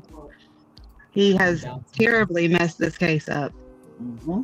But I do wonder, we asked about it earlier, what his connections are with the family. You know, does he just know of them, or do they have some kind of ties in the community from her being there for 50 years in that same home? Have they had calls come around at their home that, you know, he would have some kind of interaction with that family? Well, and that's it. Has anything weird happened before? Somebody bothering her or coming around through there? Because honestly, we don't know when any of those videos were from. We don't know if they were from before. We don't know if they were from after. We don't know if they were from the first. We don't know if they were from the 16th. Got brought up a couple times too. I think I'm going to actually add that to my FOIA list because you can request to see the calls of service to a specific address. Mm-hmm. So I think I'm going to add that and see if we can get a return on that. That would be interesting. If there was other things, and maybe it didn't seem like anything big at the time, but then you put these all together and I don't know. Because what would be... I also wonder... Sorry, I didn't mean to jump. No, go ahead. I wonder if the camera, where she had posted looking for recommendations on a camera to watch wildlife, I wonder if she seems the type that may really be interested in watching what animals come around and things like that. But was that just her to say that so it didn't catch so much attention? Or had she been already having someone in her yard or, you know, walking around the property, something happening to cause her to want those cameras at that time? Or was it really just the animals? Exactly. Yeah. Exactly. Because my mom never wanted anything like that. We tried to get her to have them and she refused. That's the same with my grandma. So, you know, I see it from probably the same way you do. And someone in the chat just asked too, why on earth was she living alone in that big house? Exactly. My grandmother lost her husband 2 years ago on Valentine's Day. Actually, it was 2 years. But she refused to leave. She's got a big house. She lives by herself. She takes care of everything herself. I have tried my best to step in and help her, and she won't let me. She won't let me do anything. I can't even go to the grocery store for her without just doing it. Yeah. So that's how I see Nancy being. Then me too.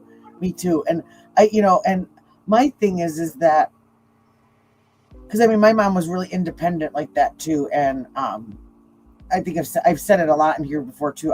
When I had that client that was 103 years old, and she still lived by herself, and she drove all the other ladies in her little retired apartment complex to grocery shop and get their hair done, and she got angry when her family wanted her to,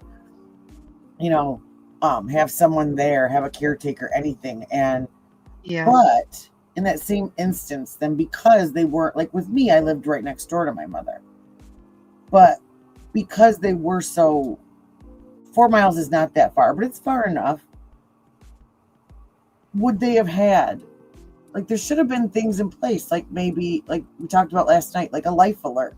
If something happened, all she had to do was press that. She had a pacemaker, so obviously there were health issues. She wasn't that. What if she had? Let's not even talk about being kidnapped. But what if she fell in the middle of the night? Well, I can actually tell a story about something that happened to my grandma. Mm-hmm. It was right at Thanksgiving, not this past Thanksgiving, but the year before. So it was the same year that my grandfather had died. And she lives about an hour and 15 minutes from me. Mm-hmm. So my dad doesn't go over there and check on her. I'm the only one that's really involved. Mm-hmm. And we usually spoke on the phone every day just to make sure things were okay, just hear her voice, Right. see how her day went, make sure she's not sick, things like that. Well, it was 2 or 3 days that we hadn't gotten her on the phone, and we had called, gosh, I don't know how many times. Couldn't get her. Tried to call people in the area that could go check a little quicker than we could get there. We still couldn't get any answers. We finally went, and she was in the floor in the kitchen. When I say she had died but came back, like, we were there within seconds of her already passing, I believe. Oh my God. So had we not come in that exact moment, she would not be here today. But she was hyperthermic. She had a big cut on her forehead, and she had no recollection of what happened to her. But the phone was away from where she couldn't get up out of the floor to get to the phone. And then she was in like a dream state because she was so far gone that the phone ringing was not the phone ringing to her at that point.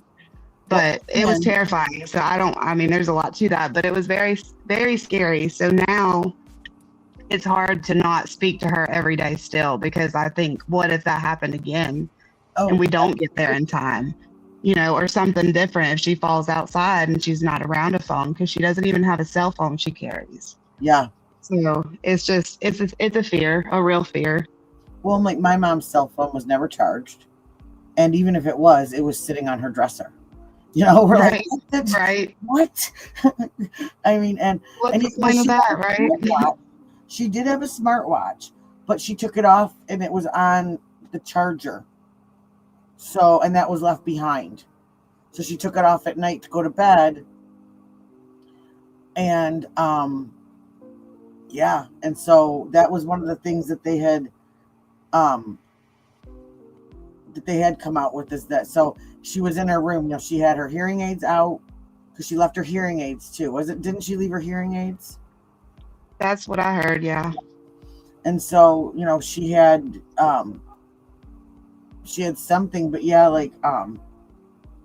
I kept even thinking like a life alert necklace or something that would stay on her all the time, so that just in case, because we had a lady that lived across the street from a salon that I worked at. She was like 94, 95, around there.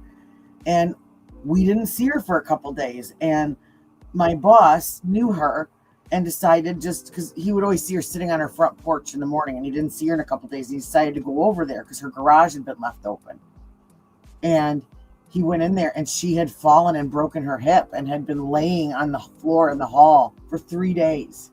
Oh my goodness. That's what I meant. I didn't even tell you the time frame of my grandma. It was 2.5 days when we found her. They said they found her, just like you said, just in the nick of time, because she was dehydrated. She had some cuts and bruises, like I said, broken hip. And one of the things that she was really delirious. And they said, they told him that sometimes when you break a large bone like that, it releases something, and it can actually like mess with your awareness, like your consciousness, your Yeah, I know what you're talking about. What's the name of it? It's some kind of like oh gosh, because it can I happen don't with know. the hip bone or with the femur, any of those like large bones. It's a chemical that your body releases, and it attacks your brain basically. Yeah. But it's almost like the uric levels. Yes. Yep. Because even my mom, she had a really bad broken ankle. She'd broken like 3 bones in her ankle, and she was a little off until she healed. And the doctor said that happens sometimes, especially in older people. And so with any injuries even, but especially if you break like one of those large bones. So I'm gonna play him for a second. This is just the very end, just to see if he says anything about his plans. And then I grabbed that Brian Entin thing. It's cortisol. Is cortisol what you were thinking of? I think so. Yeah, it's like a hormone or something. Yes, that's released, and it can mess your whole world up. Without some answers from Nancy Guthrie.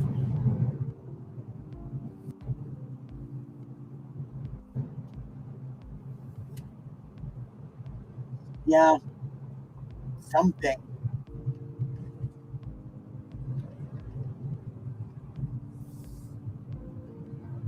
Part of me too, this happens a lot of times. We don't know how much care her mom really needed. Maybe tomorrow we'll go down to Nogales. I wonder how long. They say she had mobility issues. I wonder how long that's actually been an issue. Like, is that a new thing in the past few months, or is it like the past few years? I think that would make a big difference too. And how much, and it's hard being the caregiver. And you've got a brother and his family that live out of state. You've got the sister that's got this great career and this great husband, great family living out of state. And you're the one stuck. Fortunately, Luke is not here. You happen to live in the same town as you're the one that has to take care of everything. And no cars. In Cameron and Savannah's defense, maybe they were being told a story that she was being taken care of a lot differently, a lot better than she was. She may not have known anything going on, truly. Exactly. Maybe she just, not that she was doing anything to harm her mother, but maybe she just wasn't as, oh, no problem, Catherine. Thanks for coming on in and joining our chat. Thanks for joining.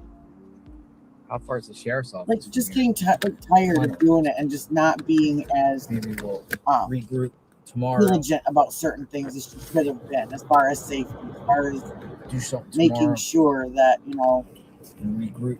She had maybe I don't see anything else popping. Maybe the ring cams or whatever, something at her home that alerted her Saturday night that something was wrong. There was an emergency in her mother's house. Are we gonna forget about Nancy Guthrie? Is the story just gonna go away and die away because there's some war with the United States, Israel against Iran? Yeah. Does that now have that's what happened over Nancy Guthrie's case, and all the media journalists that are covering Nancy Guthrie want to sit there and cover a war or find a way to stop covering Nancy by using that as an excuse, or does the story just die down as maybe what the sheriff wanted to do? Does the sheriff want this out in the limelight or not? Or you think the sheriff wants this all just to go away? Because we haven't got any press conferences or any new information, really. We still don't know how the perp got into the house. We don't know what happened. No press conferences. We haven't seen any surveillance. Thank you, driver. Any vehicle whatsoever. No more ransoms. We don't know anything about that, if that was legit or not. Sheriff Nanos, tight-lipped. Everyone in the Guthrie family pretty much. This is my very first super chat, you guys. You all got to share it with me. Yay! Thank you. Instagram video. We haven't gotten really no new information. We don't know anything about that vehicle that was seen on surveillance, whether that's part of this or not. It's tough. Just seems like lack of information now. We're just at a basically standstill. You know, the feds were at the house the other day. We thought maybe, hey, something was big, but it seems like it was just about preparation. Here, I'll go this way. Preparation of the house being, released back to the Guthrie family. Now that law enforcement, look at this sunset. Bought me a McDonald's. Hold on. Which is the way to my heart, by the way. Oh, this is amazing sunset right here. In the distance. That's pretty amazing. I gotta take a photo of that.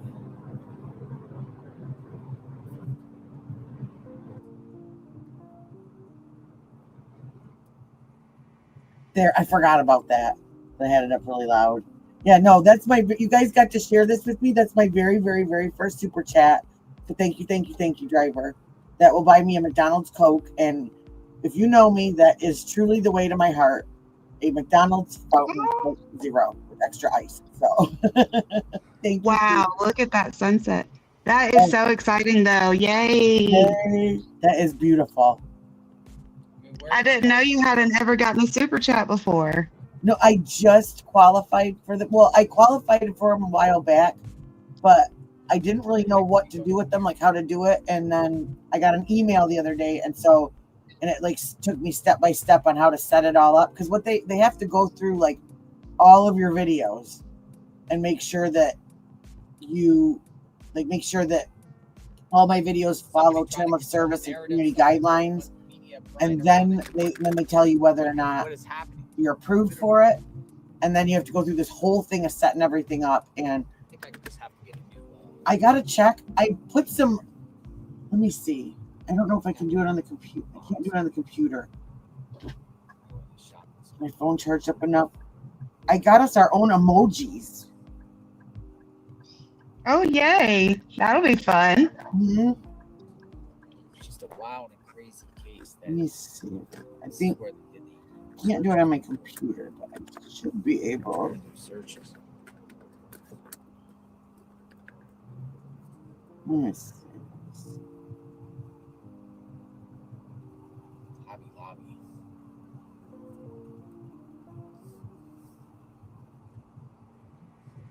So how long have you actually been live streaming? Like the crime cases and stuff? Live streaming? This is the first crime case that I've live streamed.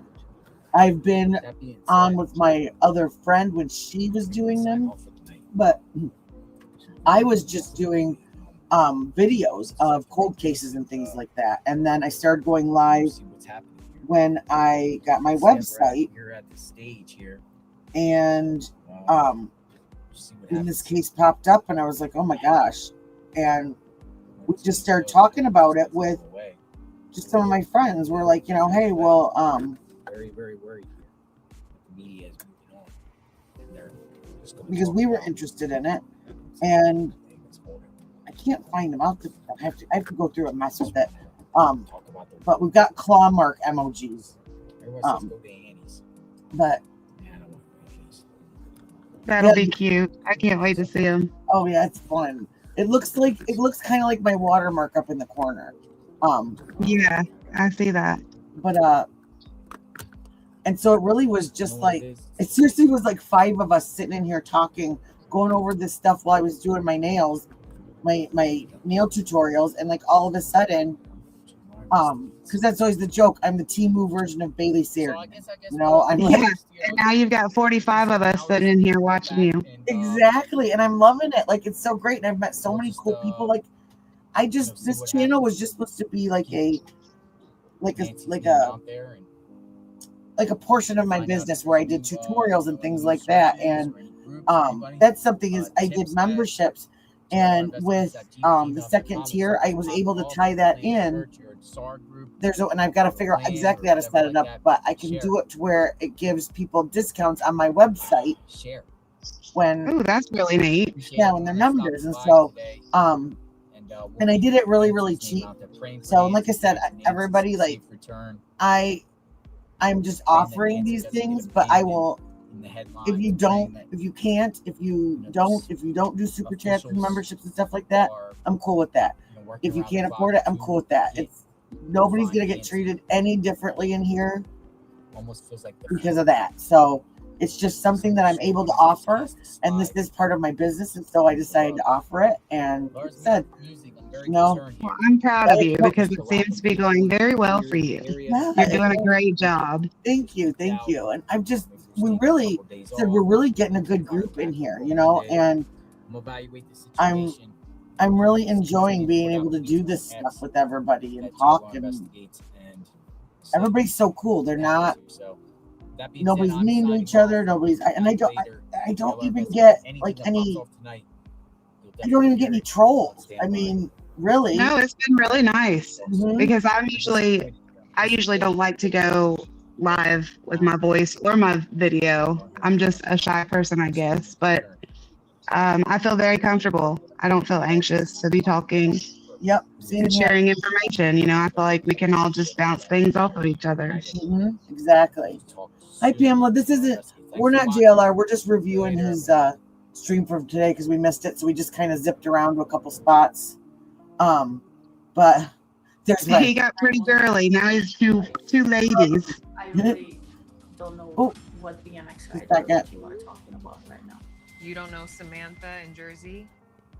Like I said, that's one of my guilty pleasures. I've been at night, Driver and I have been watching Catfish, and so we'll do this. That's a little more appropriate. Same. Oh, it's no trouble at all. You're totally welcome to hang out with us. We're just kind of going over the day's events. I was out running around all day, got home late, and so I figured we'd pop on and just zip through and see if anything happened today. No apologies. You're not the only one either. Somebody else thought we were JLR earlier because we were streaming part of this video. So it happens all the time. Okay. Yeah. No judgment. Oh, Brian Entin. I love his hair. For checking out my show. I really, really appreciate it. Please click to subscribe. It is now day 28 in the search for Nancy Guthrie. This is Nancy Guthrie's house right behind. And just little disclaimer, if you're new, I like to try and follow the rules and follow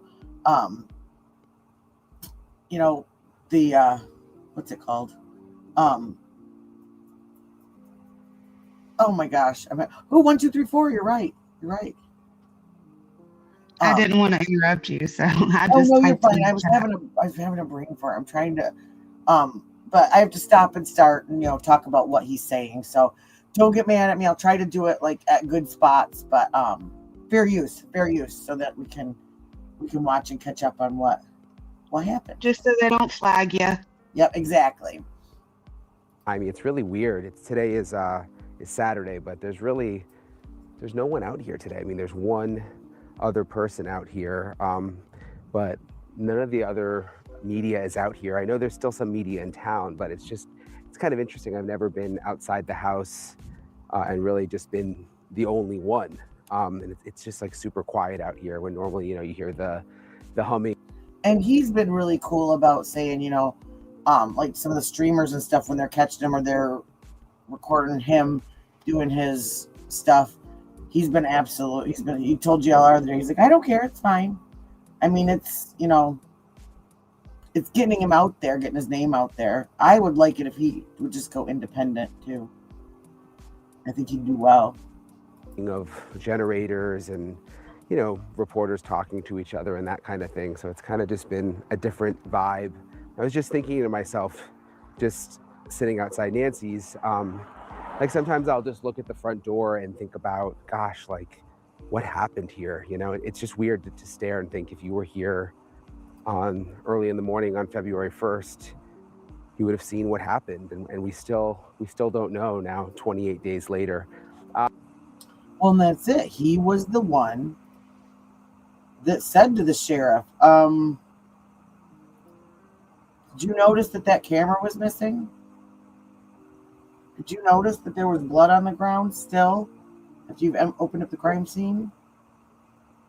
But I have some new information in this episode that I'm going to get to. I want to talk about the change in resources, what the FBI is doing behind the scenes, what the Pima County Sheriff's Office is doing behind the scenes, because there have been some changes. Also, looking at the suspect photo more closely, a lot of you have asked me what I thought about what is in his pocket. It almost looks like there's an antenna sticking out of his pocket.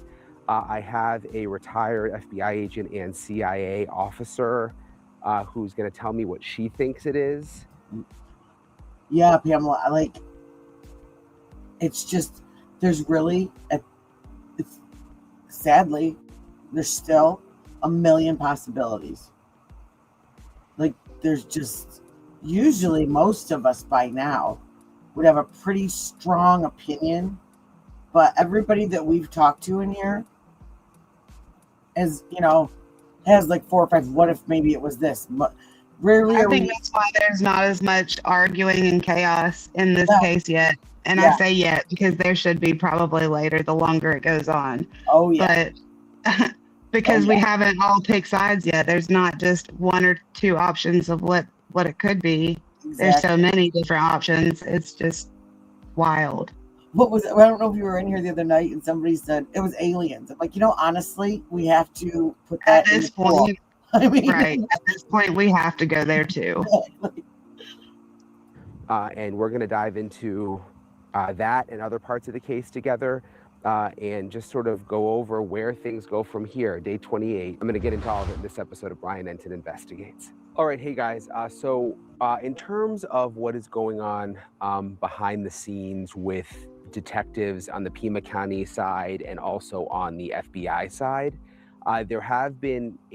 there's been a change in resources I've learned behind the scenes. And basically what's happening is we knew that some of the FBI was going back to Phoenix, which does make sense because apparently they have thousands of hours of video to review, which I presume is probably from traffic cameras and that. I just caught that. Yeah, thousands of hours. So, and we got what? 30 seconds in a still picture? Yeah, if that. Yeah, if you're right. They're not giving us much here.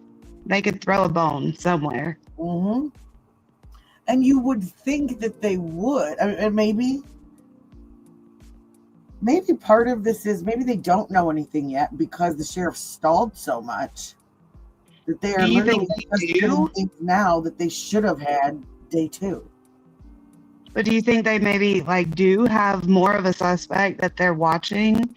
And I they discredited that camera footage really fast, and said that it was not related. And do they have somebody? I mean, like we said, look at Kohlberger is the perfect example of us literally up until the moment that they showed up out in front of his home. We thought that they had no clue who did this, that they would never find anybody, that they were bumbling the whole thing. And they had, it was almost a month, I guess, that they knew who he was, and they were waiting and they were watching him all the way from Washington back to PA.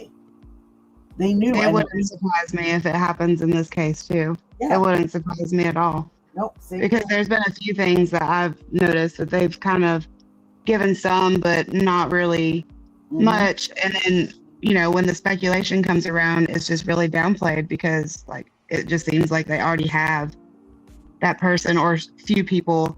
And I know just listening to the scanner, I've heard a lot of people being watched, but you can't connect that to Nancy right off the bat. And I have nothing to stand on with that, And from what I've heard, there's a lot of rough areas around that area. And so. Oh, yeah. There's a lot of bad stuff going on aside from Nancy's situation. I think that's true, Pamela. And that's the thing.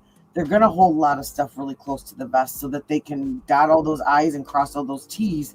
So when they get somebody, it's solid. It doesn't get thrown out. Yeah, exactly. And just a technicality or something. I mean, and wouldn't that so far they've got 2 arrests that were nothing supposedly. Now I'm still hanging on to something probably coming back up on those, but because they had to have had something.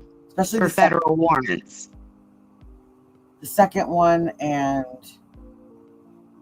what was Luke? That just, if they're involved somehow, maybe It's not easy to get a federal warrant, so that had to have some kind of something. And he's been on their watch list for trafficking and all of that. And I don't know, did he owe somebody some money? You know, he just kind of thing. I don't think that they found thousands of hours of video from like neighborhood ring cameras and stuff. I don't think that. Yeah, no, right here, this drone shot way over on the left, that little square area. Who was in here that was asking me about that picture?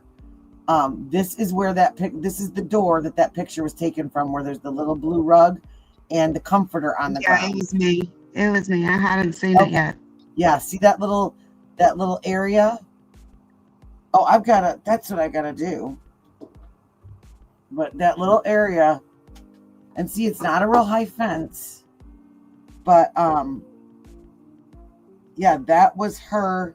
That was the area that they were showing in that there's that many I've kind of said from sorry. You're fine, go ahead. I've kind of said from the beginning that, you know, that patio, and I've told you before too, the patio is probably most likely off of her bedroom. Yeah. And it actually has two doors. So there's one on one wall and one on the opposite. Yep. And so it could be two rooms that connects to. But like you say, the wall's not high. When he comes up to the camera, he actually looks to the left, like he's trying to see where else he could get in. And I just feel like that's probably where he did come in, because it's easy. Exactly. And that's what they were saying. Someone else was saying that front door thing could have been an afterthought. Maybe they were getting ready to leave, and they were like, "Oh shoot, the camera on the front," and grabbed it. Because we don't have timestamps. You never see anybody come through that door on that camera. Not that we've seen, but we don't know what they've seen. Exactly. And so was that? I thought I saved it.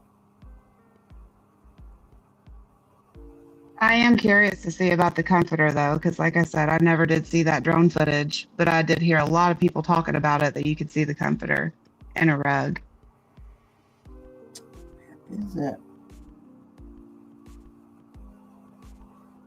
I'll search that too, because I swore I sent it to myself somewhere, and I will find it. I am a hot mess tonight. I am sorry. It's all good. I'm always a hot mess. I have no excuse. That's just to ruin my whole day. But yeah, you can see that. And my thought was, like, women don't leave their comforters on the floor. They don't either fold them up and put them in a chair, or they fold them up and fold them across the bottom of the bed. Especially not an 84-year-old lady. Exactly. And when I saw that, I thought, oh my gosh. Southern girl, yes, I understand that completely. And I don't mean to jump in front of anybody speaking, but I understand that completely, because I actually searched physically for missing people. And it feels like this is all that people are focusing about. And we're guilty, because obviously we're sitting here talking about it too. Mm-hmm. But I don't think we know of those other missing people that need that coverage. Because I would be glad to look into and put the word out and anything I could to help. Mm-hmm. But I don't think that they've even gotten enough traction. I will say I've heard some on the scanner. But then, I don't know if you were in here earlier. You don't always hear the end of those calls. You don't know if they found that child. Sometimes you hear, but you don't always hear. So you don't know. But if you have some names and information that you could share with me, I'll be glad to look into them and put the word out as much as I can. Oh, definitely. That was what my channel started out being, was cold cases, unsolved cases, and missing people. I started with my area, and then I started kind of branching out. But I'm going to highlight this comment, because This is something Yeah, that I was all talking missing people about. need coverage. I wish they could all get coverage. Oh, absolutely. And I was talking about this with a friend the other day, and she said the same thing. She's like, there are so many missing people and missing children, and that, you know, the reason that she gets this coverage is, you know, I think you have the celebrity status part, and it does not make any of it right, but it's just a reason. And then you have all this stuff going on in the world that I don't think, you know, the people that run our country really want us paying attention to. And my channel is literally a perfect example of what you're talking about, because my videos are getting thousands and thousands of views on this case. But when I covered Starla from the Upper Peninsula of Michigan, she went missing without a trace one night also. And yes, see, I'm from Michigan, and we have that same problem. Is we have a huge number of Indigenous women that are missing, and nobody cares. Like, I mean, we have that issue down here too, actually. I don't know if you guys have heard of Robeson County in North Carolina. It's been pretty popular in a few cases lately, actually. But there's a lot of missing women Indigenous there. Mm-hmm. And nobody cares. The mainstream media, I mean, we care, but mainstream media doesn't care. Course, yeah. And I look at my videos, and it actually makes me sad. And I don't know if it's because that's another reason why I'm starting to like going live, because I can get messages out to more people. When my videos, when I was putting out YouTube, and I'm not blaming people for not watching them, because YouTube's got to put them out for people to watch them. But explaining different, you know, missing people that have just disappeared off the face of the earth, that it would really just take somebody watching a 10 or 15 minute video about it. And maybe if you're driving down that road or that area someday, just keeping a little extra eye out, because that's how people are found, is by accident. And exactly. I think that's the best ideas that do actually help. Mm-hmm. And if someone is taken, maybe they see him in a store, maybe they see him in the, you know, in a hospital, and they don't know who they are. I mean, there's a million reasons why people go missing, and that's it. It's just, it depends on who it is. You know, I mean, Gabby Petito, blonde and pretty, national news, world news.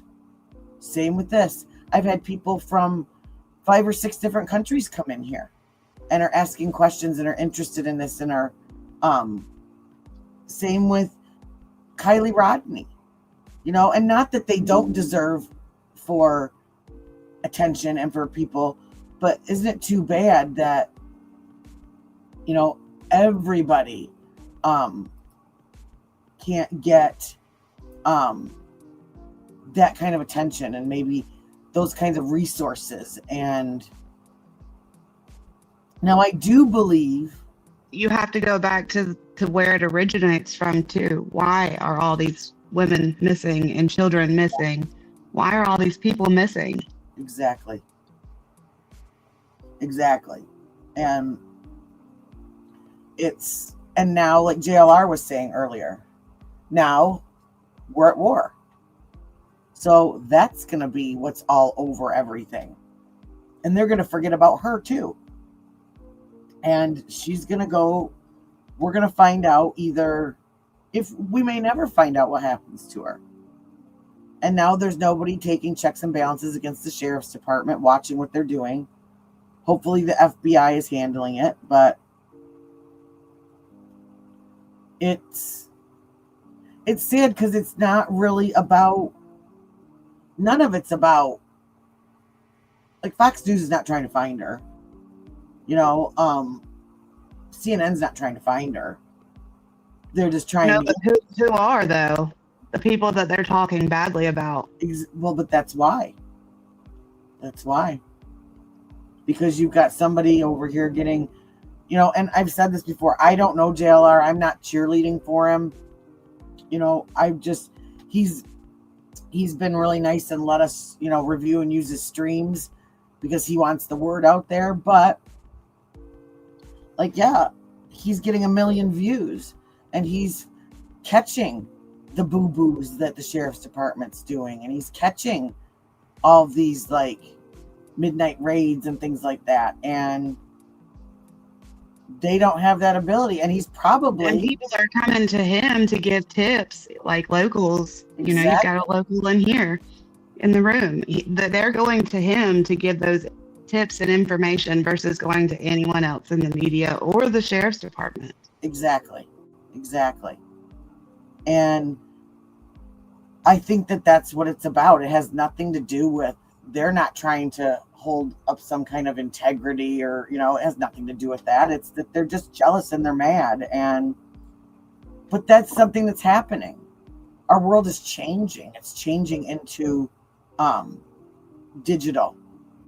You know, people are, I mean, when my generation's gone, my kids are all electronic digital. They don't watch TV channels with commercials. They want stuff they can zip through, they can watch it on their phone, they can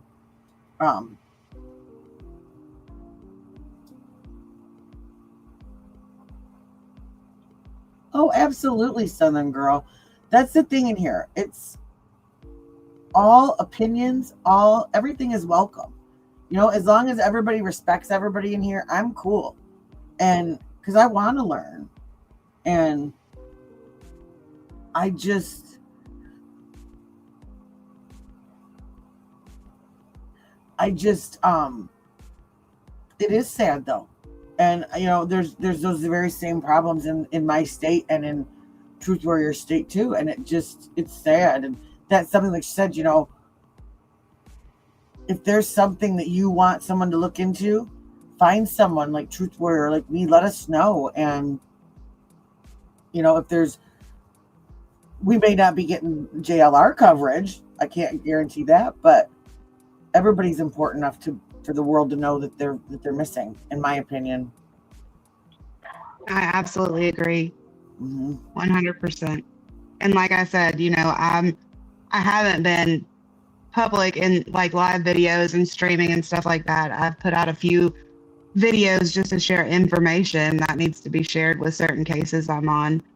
But I would be glad to do anything in my power to get the word out about anybody that needs their person heard, you know, because we have to be that voice.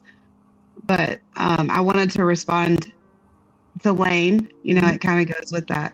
She says, people have to realize if you're famous, you know more people and have better connections. At least the Guthries understand that and have made a generous donation to Missing Children's Charity. And I think that's a big deal too. She did really focus on putting the attention there versus it coming back to them or, you know, anything like that. I think that was very important. Oh, absolutely. And to branch off of that comment, that is something that we, I believe I'm gonna have to double check. I believe it's March 27th is National Missing Children's Awareness Day.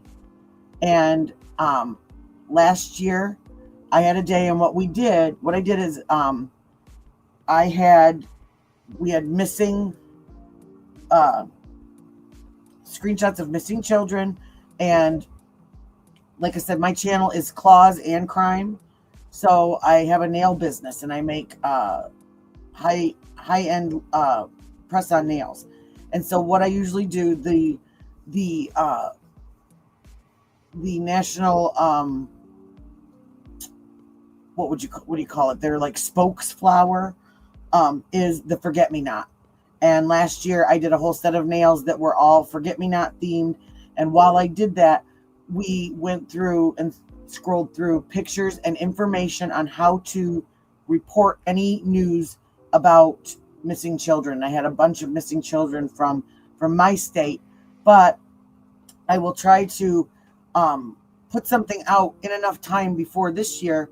So if you guys have someone, if you have a missing poster, you can send it to my email and I will include it, and we will do something like that again on, like I said, I believe it's the 27th, to bring notice to some of our lost children in the United States.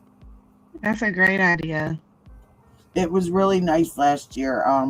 And the nails turned out really cute too. So it was a good day. And oddly enough, one of the boys, and it wasn't because of me, but one of the boys that was on my list shortly after that was found. And guess who found? A YouTuber. Oh, that's awesome. And I'll have to find that video. It's really cool. This kid went missing. He had schizophrenia and he had gone off of his medication, and he was like 17 years old, 16, I think. He'd gone missing and his family was beside themselves, couldn't find him anywhere. And I kept seeing these posters up and I'm like, I know that kid. I know that he used to work somewhere that we used to go all the time. And it was maybe about a month or two later, I see this video and I'm like, that looks like that same kid, the thumbnail. And so I hit play, and the title was the one time YouTuber, or one of the times YouTubers found a missing person. And they were doing a food review at a restaurant in Florida. Now this kid's from my area, so Michigan to Florida. And they saw this kid walking around, was acting weird, and he was with another small kid. And he was trying to give this small kid a cup of Coke or something like that. And they saw him hand this little boy this cup. And as soon as he did it, these guys got up and said, wait a minute, took the cup from the little boy and said, do you know him? And the little boy said, no, I don't. They said, what is this? So they went up to him. They're like, why are you giving this little boy this cup of pop? Because they were trying, thinking maybe this guy was trying to drug him, something like that. And he's like, oh no, I just gave it to him because I didn't want it. And they're like, where'd you get it? And one of the stores that it was like a boardwalk they were on, had given this kid a glass of Coke, like in a styrofoam cup. And so they played this video and they were kind of making fun of him.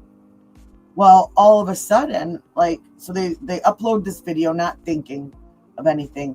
And the brother of this kid ends up seeing this video that got uploaded and saw his brother and went to these guys, and they went and showed him where he had been. He had been homeless, living in this area. And his family was able to go get him and bring him home and get him back to his medical attention that he needed. And it was one of those stories that, and he'd been missing for I think it was 4 or 5 months. And they'd kind of given up. Wild. Yeah, they'd kind of given up. And here, see, I squirreled. I'll play some more of this. I forgot I squirreled. Sorry, guys. Thousands of hours of video to review. I assume that has to do with traffic cams. So yeah, thousands of hours of video. But he said he thinks it has to do with traffic cams, but he doesn't know. There still could be a lot of home footage, neighbor footage, crossing fingers, that's what it is. But the fact that a lot of them are going back to Phoenix really doesn't surprise me, and I don't think impacts the investigation that much. And it doesn't feel active right now in Tucson. So it sort of makes sense. They are still going to keep a contingent of FBI agents on the ground here in Tucson. In terms of the Pima County Sheriff's Office, I'm told that they are still keeping a number of detectives on the case, and that will be all they work on, but it won't be all the detectives like it was. I mean, pretty much everyone with the Pima County Sheriff's Office was working the case at one point. So that's not going to be the case anymore, which makes sense.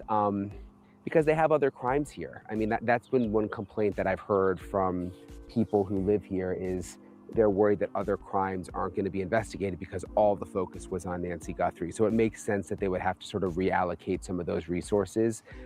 Well, and that's it. They can't, to reiterate that point, they cannot focus on this forever. There are other people that are missing in other crimes. It is, it's not good news that it's now day 28, and most of these kinds of cases usually get solved within the first couple of days. But I don't think it's a cold case. Some people have asked me that. I don't think it's a cold case. And I do think it's going to be solved. I think it's just taking longer than a lot of us expected. A number of you have sent me questions that I'm going to answer at the end of this episode. Remember, we were going to have that News Nation special because of the war happening now in Iran. That it has been preempted. So I have a ton of your questions that I'm going to answer here. And I think that might be one of the other reasons, like there's like no media out here anymore. People have just kind of packed up and left.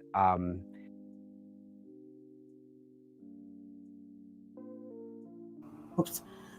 That's exactly it, because now the war is going to get them their views. And that's what it's going to be about. And we can all get depressed over that. And I think also now with everything happening in the Middle East, just kind of the way the news cycle works, people are very, very quick to move on from things. But I want to get into a couple of questions that I've had about the suspect and what is in his pocket. And there's some other things that I talked to my guest about in this episode. It's Tracy Walder, who's a friend of mine. She's a great guest because she is a former FBI agent, but also a former CIA officer. So I want to share this conversation with you. I'm joined now by Tracy Walder, former FBI agent and CIA agent. I always get confused. Is it agent or officer? Officer. Right, yeah. It's fine. It's nice to. Okay, so this is the interview that we wanted to see. What did you say? Former FBI and CIA. So this should be interesting. Yeah, it's actually really interesting. Okay. She gives a lot of good information to his questions. He's got some good experts that he gets on there. See you, Tracy. Thank you for. Thank you, Brian. It's great to see you. You've been all over this case, this Nancy Guthrie case. I've seen you on News Nation a ton. So I wanted to ask you a couple questions sort of that I've had lingering. With the suspect, one question that I've gotten a lot is and I'm assuming it's a he, in his pocket, there's what looks like almost a little antenna sticking out. And some people have thought, I've heard that it's a walkie-talkie. Other people have thought it could be a signal jammer. And I actually saw someone post a photo of a signal jammer, and it did look kind of similar. Have you noticed that? And what do you think it could be? So I actually agree with both of those assessments. I know that's sort of wishy-washy, but again, I can't confirm, what's in his pocket. I assume it's a he as well. The walkie-talkie makes sense in the fact that I know I've talked before, I think with you, about the fact that I feel a getaway vehicle is going to be critical in this case if there's someone else that helped. And so that would be a way, obviously you wouldn't want to use a cell phone. That would be a way in a short range to communicate with someone to, bring a car to a certain location. So that's why I can get on board, right, with the walkie-talkie theory. In terms of the signal jammer, that makes sense as well. But the home in and of itself I'm not seeing that he took any devices with him. So I can see the possibility of both. I don't think we can discredit either, but I don't think that it's a phone, in my opinion. I guess the walkie-talkie would make sense if he wasn't bringing his cell phone so that he couldn't be tracked. Yes, which I don't think he did bring a cell phone. Yeah. I think we would have him by now if he did. Right, because they would be able to. Is that what geofencing is, or? Yes, that is. So geofencing, and I think it was maybe with you.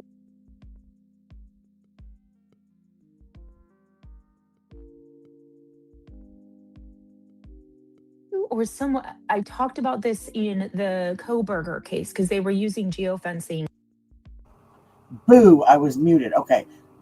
So, like I said, anyone that's new coming in, I have to pause for commentary, but geofencing is something I was really interested in because it's something completely different than what I thought it was.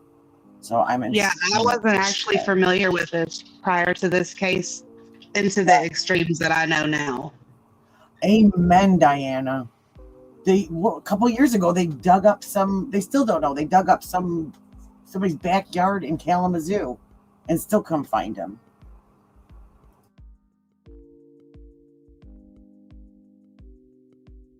In that case as well. And one of the things that they noticed with Kohberger was that the phone was not operating, right, for a span of, it was like 3 or 4 hours, if I can remember that, right? And so I think in this case, that's certainly something that they will look at once they have the suspect. But yes, he is trying to avoid that capability. With also that big full backpack, what is your theory on that? Like, why would he be arriving? We think he's arriving. Why would he be arriving with such a full bag? I think, again, just my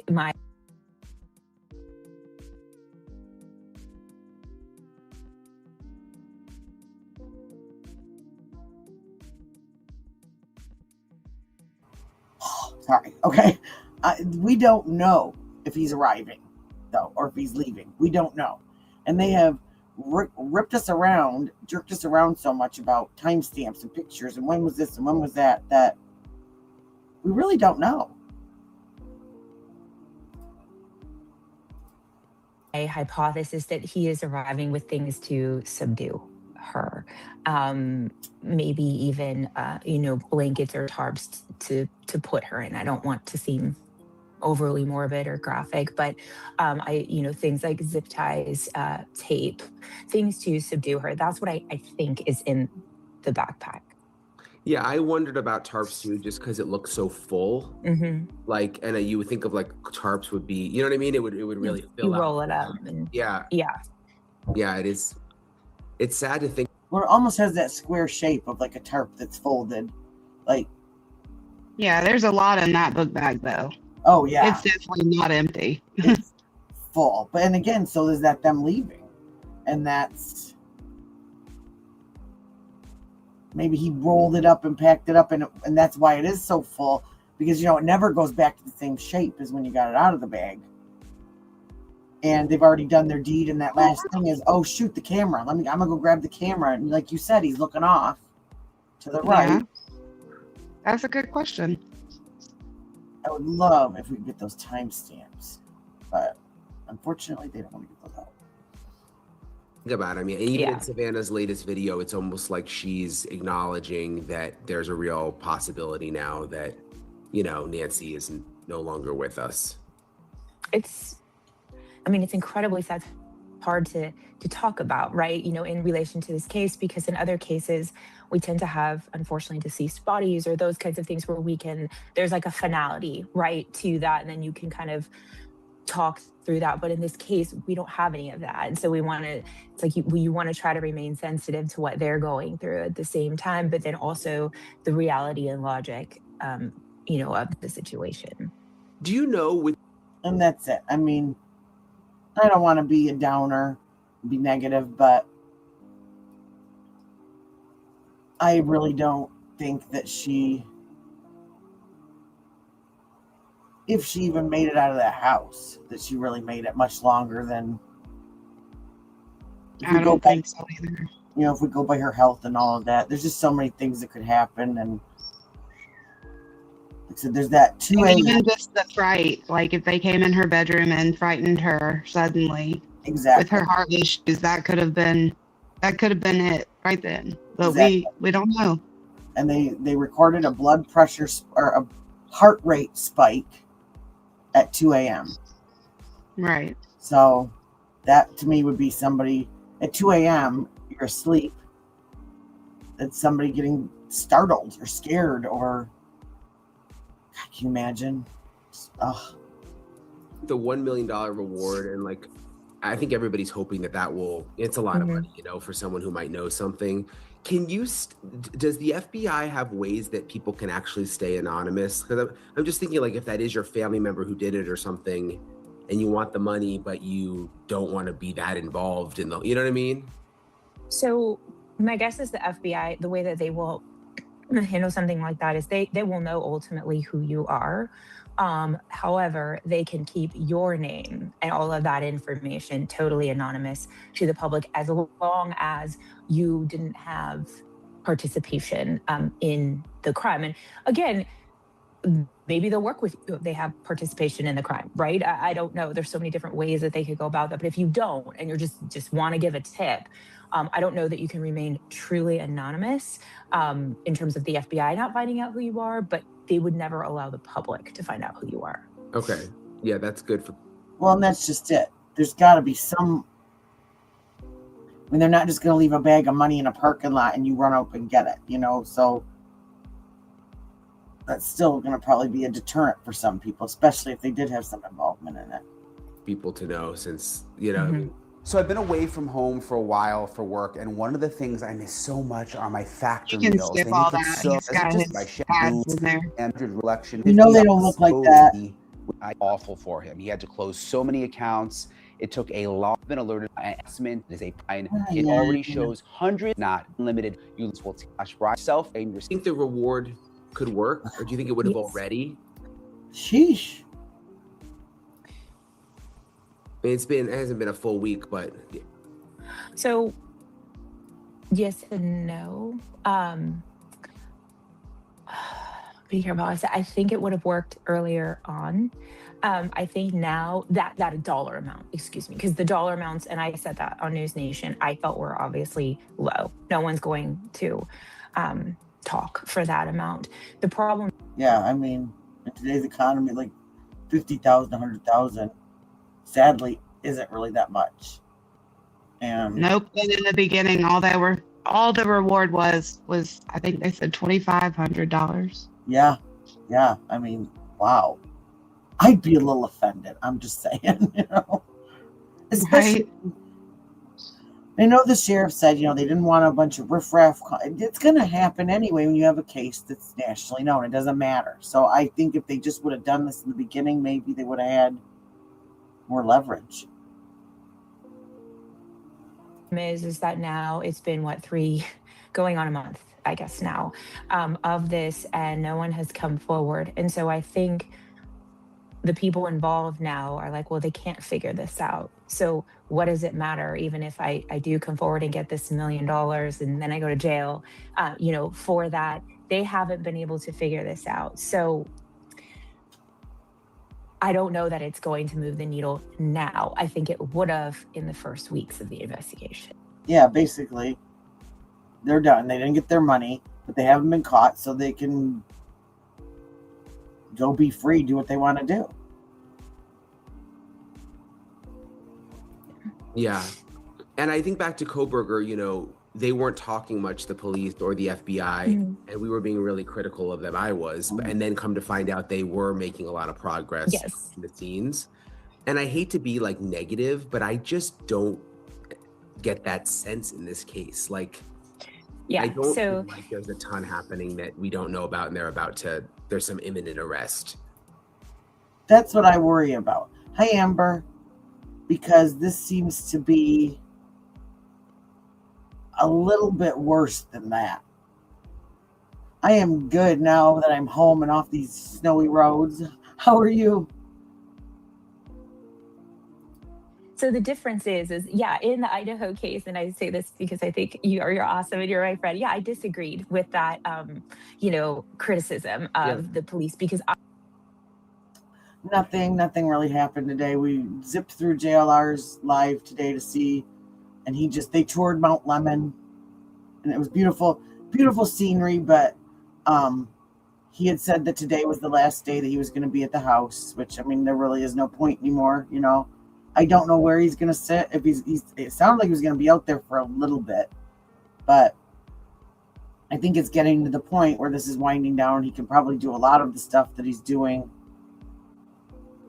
from home. If it's just home. Yeah. I think Dad's Gone Live was setting up in front of the sheriff's department earlier. Yeah.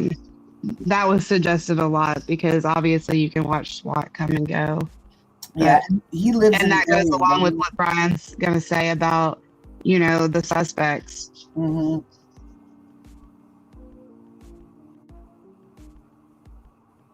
I personally did feel that they knew a lot more. But what I will say in that case is I felt they did a really good job, though, with communicating, with investigating, with all of that wasn't necessarily up for debate. It was just the fact that we had no information that was up for debate. In this case, I feel that from day one, it's been handled in ways that I think a lot of law enforcement officers, officials disagree with, like releasing the crime.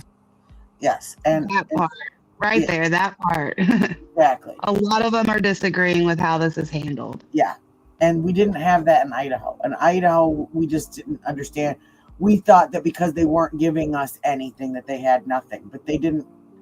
There wasn't like this confusion campaign coming out with the sheriff, and there wasn't this question of, they were just quiet. Exactly. And we still saw them do stuff like going in, investigating, doing luminol, doing things like that. They just didn't talk about it. And that was right away. And this was weeks later that this stuff happened. And so, yeah, I don't have. That's what it was for Tyler Doyle's case too, because the FBI got involved, but they kept saying that they weren't really involved too. So that was another thing. But I mean, we physically saw them out there doing things and looking for things, and but they do have a lot more than they tell us, and sometimes they don't tell us anything. Yeah. So we have to be thankful for what we get, I guess. And they did have, I mean, one thing that I thought was kind of a good sign is when they had the district attorney out there the other day going through, and yes, I know it was probably just a final check and everything, but it just makes me wonder if we go back again, like we were saying earlier, do they have somebody? And so they're going through, and she's going through. At least they are going ahead and handling that and having, being ready. The prosecutors go ahead and look. Exactly.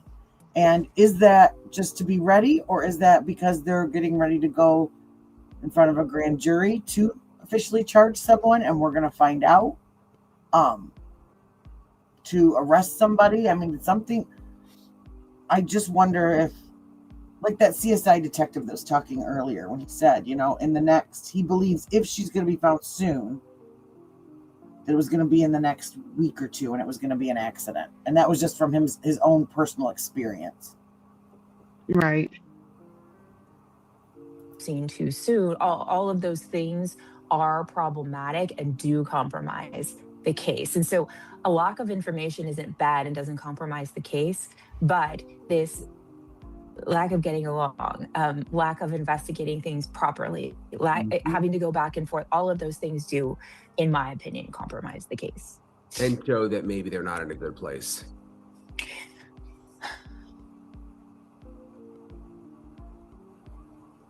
I think it shows that they're not in a good place, but I do feel that they could have been in a better place had things been handled differently. Yeah.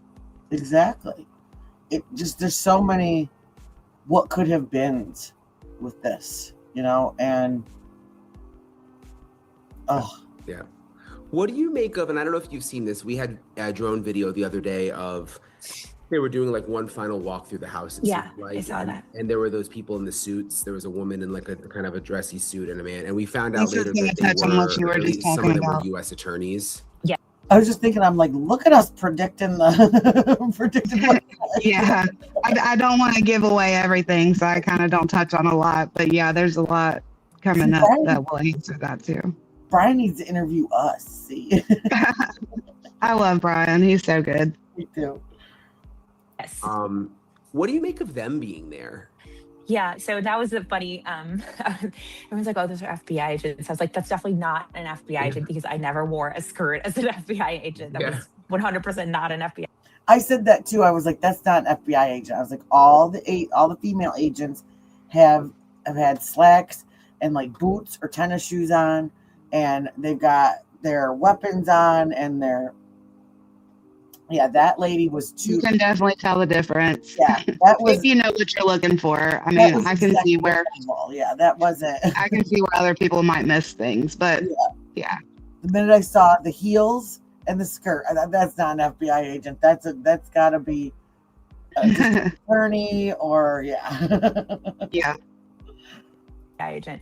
I assumed they were U.S. attorneys because you have to remember if someone is found, right, and if this case is prosecuted, they need to have an understanding of the case. And I believe in Idaho, they walked the house as well with the 3D modeling. That's actually not uncommon, and that's a good thing because you want them to have a look at the crime scene before it's sent back to the family so that they can properly prosecute the case. So I didn't think it was necessarily a bad thing. I just knew it wasn't FBI agents. So it's not necessarily a positive sign that they're about to prosecute someone or something? I don't think so. I think it's just a sign that it's been almost a month now. We have removed all physical evidence that we can from this home. We have thoroughly processed. So yeah, so they've taken everything they possibly can. There's nothing else That's left. what we were talking about earlier too. And this is just the final before. Put the cameras up, make sure the internet's good and wired in so it doesn't lose connection. Yep. And leave the house to them. Yep, exactly. It, and I said this house needed 3 to 4 weeks to be processed, which is pretty much what they're doing. It's not, I don't want to say of use, that sounds very harsh, but it's not needed for evidence purposes anymore. They have gotten all of the physical evidence that they need to from that home. And so the attorneys want to see it one more time prior to it being released. That's really all. Makes sense. So you think it's okay that they're releasing the house now? I mean, they did actually last night, I think, officially. Well, they have to. I mean, at some point, like I said, if there's no more physical evidence, and it's going to be interesting to see what happens with the house. Yeah. Yeah, I don't know wonder. that they have a choice. Sorry about that. I hit play too soon. I said, I wonder what they're going to do with the house. I don't see them selling it right away like I've seen some other people suggest. Yeah. But I do think there may be some changes soon. And that it's a family home of 50 years. Like that's. Yeah, that makes a big difference. It's not just a home they were in or she was in for a year or whatever, moving around. That's 50 years. Exactly. If that makes any sense. I mean, I think that you can't hold on. Listen, the FBI can hold on to a crime scene for 6 months if that's what they need to do. But in this case, it sounds like they've been in and out quite a bit. We've seen the awesome drone footage that you've had. We've seen people coming in and out. I would imagine that by this point, any biological or not digital evidence would have been acquired from the home. So I don't necessarily see a problem with it. Something else I wanted to ask you about. So that's basically in the general consensus. But what about all the things that they messed up in evidence? Well, that's it. Like, is there a lot? And that's what I wonder too, is part of it too. It's not that they've maybe exhausted all evidence. It's just everything that's viable because certain things won't be able to be used because of, family going in and having it open and close. There's always going to be that question about certain things. If not that they were tampered with, well, it could be tampered, but also,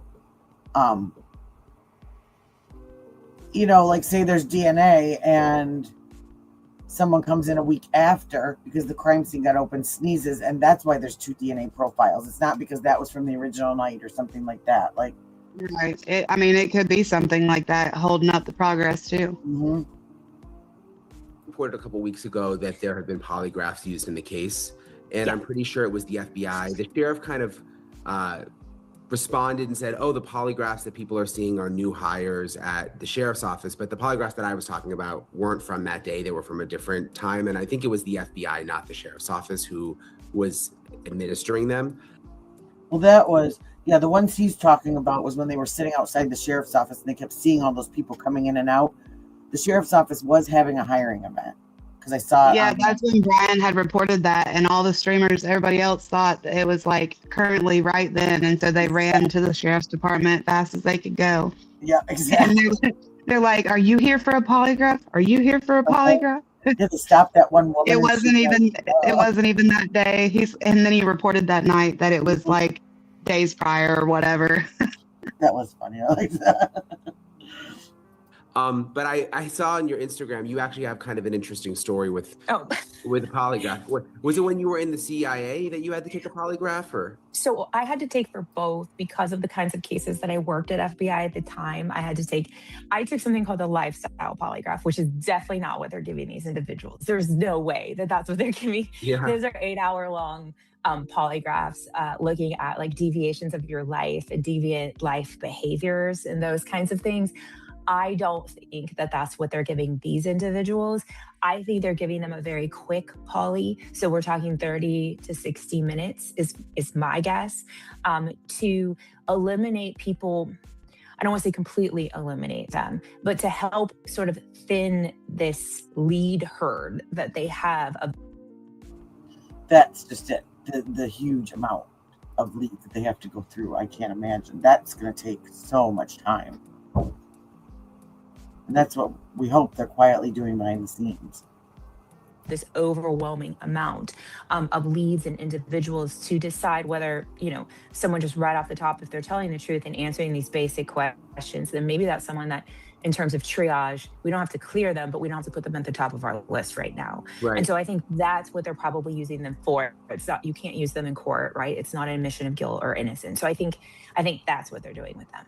And I guess if someone said, I don't want to take it, that's kind of a bad sign too. Of like why would someone, right?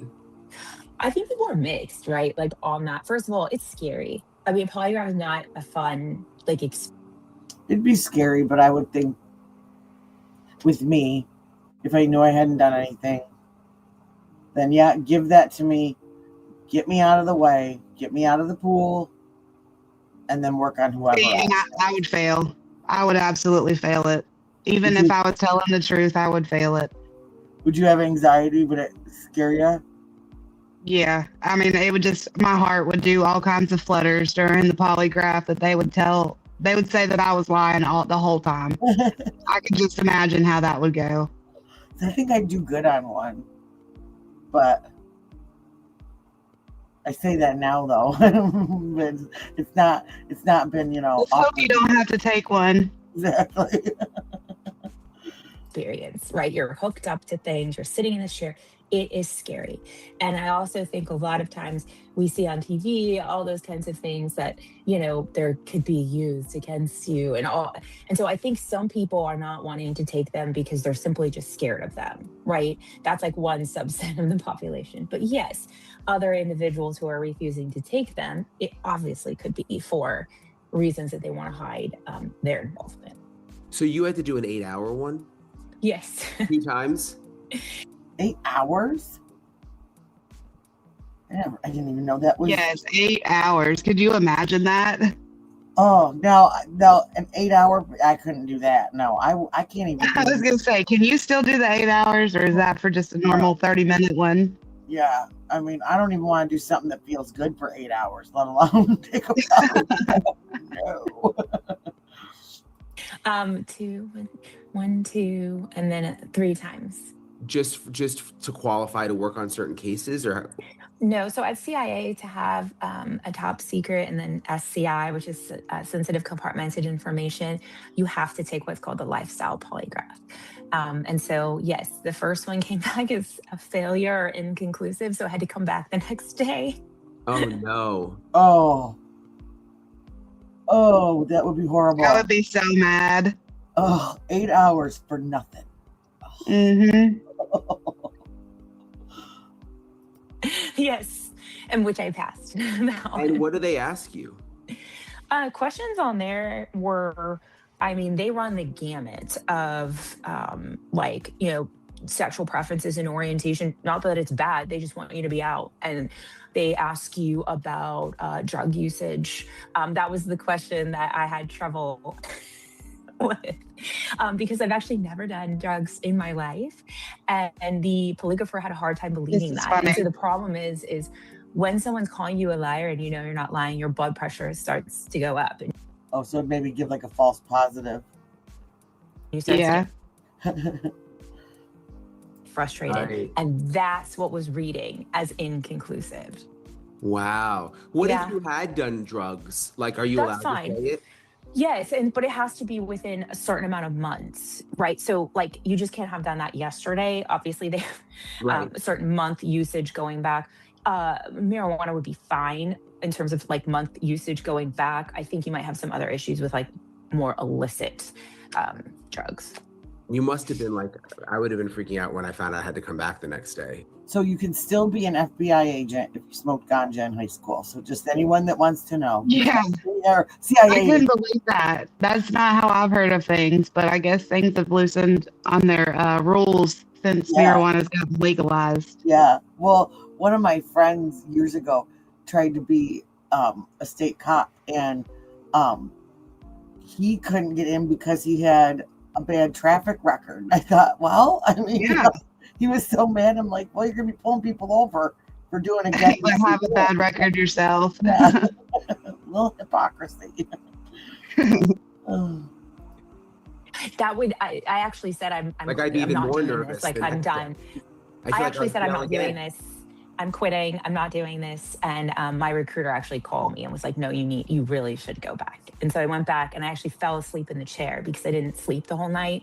And that's when they decided that I was telling the truth because I wasn't like, Wow, that's so interesting. Yeah, I think people are just kind of fascinated by polygraphs. Like, I don't know, to be hooked they up. suck. You know, it sounds like. They really suck. Well, and that's just like you said, you're hooked up to all those like bells and whistles, all those things. Like it's not like you're sitting there comfortable.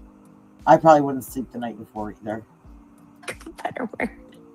So back to the case. I mean, what is your gut? I keep wondering, like, I guess it could be like with Koberger, you know, I think it was 48 days. Yeah. And it's just sitting there and I got a text like they think they got him in Pennsylvania and suddenly everything changed, you know? I mean, I guess that could happen at any moment. That's how I think this case will go as well. I do too. I think. Yeah, this is what I was saying about the SWAT sitting at the sheriff's department.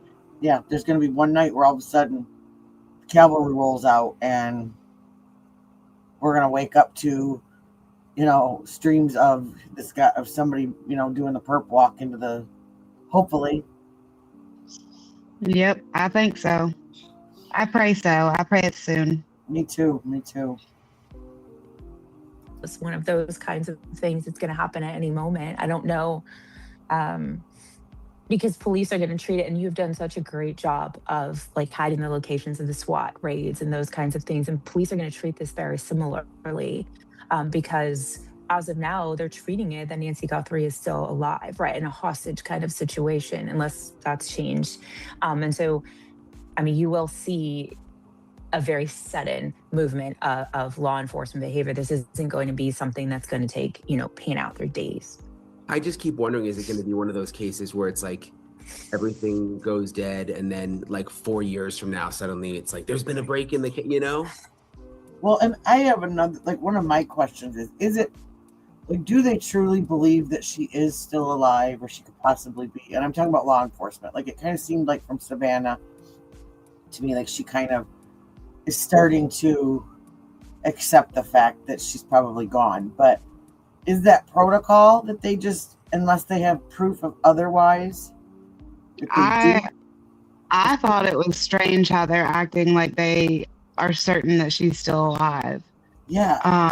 I've questioned that for quite a while now, because without her medications, first of all, I don't see her surviving for very long. And there's been the argument that if they were planning this, they could have gotten medications for her and things like that. But I just don't see that happening. I don't know. I feel like I don't know. It's strange. I think it's more of a game of like CYA, because if he admits that she's gone, then there's a whole host of other blame that's going to come barreling down on him. That if you had done this and done that, and if there's still publicly hope that she's still alive, then he still looks good. Looks like the, you know, the good sheriff. Yeah. I mean, that very well could be the case. I just hope not, because it's so sad, you know, for the family. Are you surprised that it's, I guess when I'm outside Nancy's house, I just think like, I look at the front of the house and I envision like if she came out I just can't believe that happened there. And with all the resources of the FBI and with President Trump even talking about it, and there's this obvious pressure on them to do whatever it takes to solve, that they still can't figure, with all the technology, you know? I guess I'm still just kind of surprised that we're here in this spot. Yeah, but if you think about it, okay, in this case, he had an 8 or a 9 hour head start, right? And even in Koberger's case too, he also had, when did they report his time? 11. And we go back to an 8 or 9 hour head start, number one. But number two, when it was first being looked at, there really wasn't this importance in things like the Ring camera being gone and the blood on the porch. It didn't feel like it was being taken seriously. I still go back to the family that they kept reiterating how sharp as a tack she was, how sharp as a tack she was.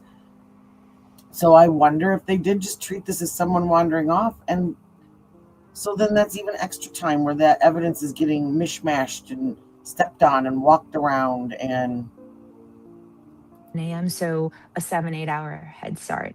And so I think it's that head start that I think is really problematic, because this person had such a head start. And then also because this case initially wasn't necessarily even treated like a kidnapping. It was treated like, some kind of a burglary gone wrong. And so I think all those kinds of things add up as to why it's not solved. And yes, you would think in this day and age with technology, and that's why I know this person will be got at some point. There's no question.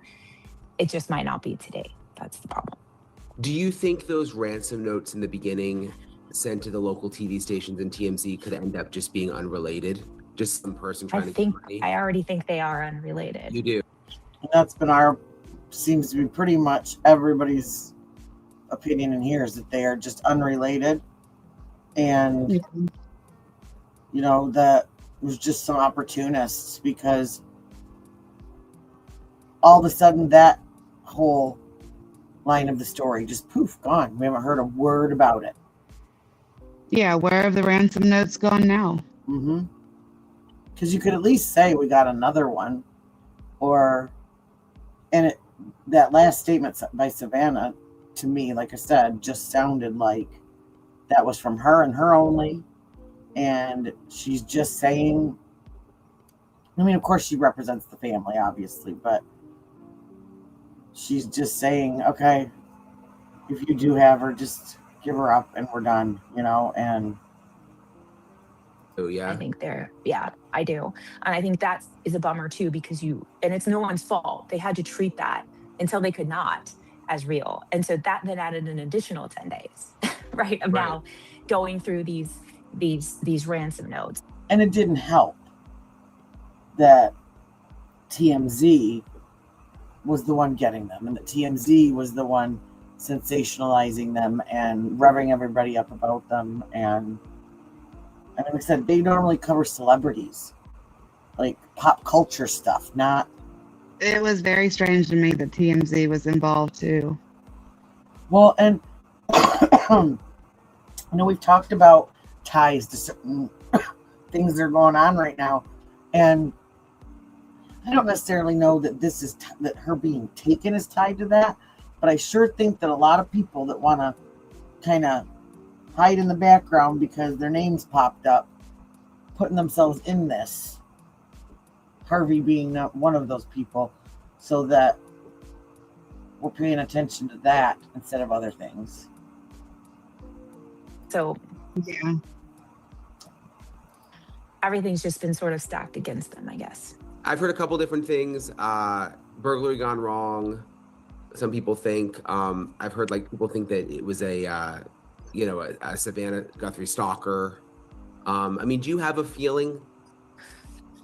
Yes. I definitely don't think that this is a burglary gone wrong. Because even to your point, you can't believe that this is this house on this street.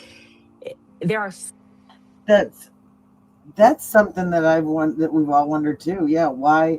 When we have one statement from the brother, but Annie would have been so close to her, being the one that took care of her and all those things, and that's, to me, she went missing on her watch, basically. And so, why in the world would you not be out there right along with your sister saying, please bring her back? Please, we'll do whatever we can. And I mean, and I understand that they got, you know, they got bad advice, obviously, from the sheriff. But you don't have to take the advice. You know? No, at any time they could do what they wanted to. Exactly. As And do that was many something- others in the same situation. Well, after hearing that, that also made me think of something, is when the FBI agent said, it was during one of the press conferences, that is ultimately up to the family. And now I look back and I wonder if he said that, kind of maybe reiterating it to the family that, yeah, the sheriff has told you not to, but it is But up you to can make your own choice. Exactly. Yeah. I'm kind of going back and kind of my opinion's changing on some of the statements that have been made, you know? Yeah, well, you're learning more too. As the days go on, we're getting little more pieces of evidence and information that we can put with the earlier information to make it make more sense. Exactly. So many other houses to pick from. And also in a burglary, we don't tend to see them taking a victim with them. That just tends to not be the case because it bogs them down, quite frankly. I do think that this is someone that was either upset with something Savannah Guthrie had done or had some obsession with her. And that's why they targeted. And I go back to, we were talking about this last night. We've talked about it a lot of nights. The big homecoming that she had. And that, who knows who was watching? Maybe somebody was obsessed with her.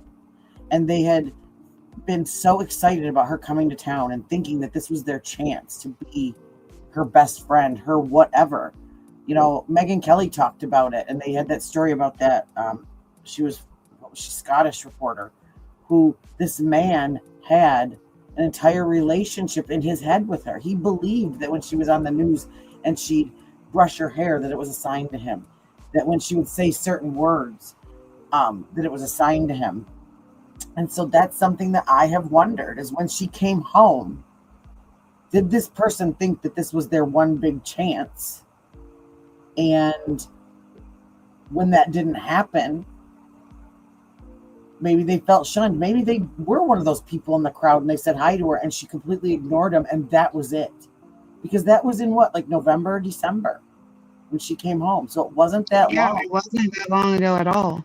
But long enough to be able to plan That's a good something like that. point. Just to take her and hurt her, because that was the center focus of... To get Savannah back. Yeah, but back that was to Arizona. And the center focus of a lot of her things with her mother were how close they were. They were best friends, how much she loved her mother, how her mother was just the light in the storm for her. And so, yeah, what's the best way to hurt her?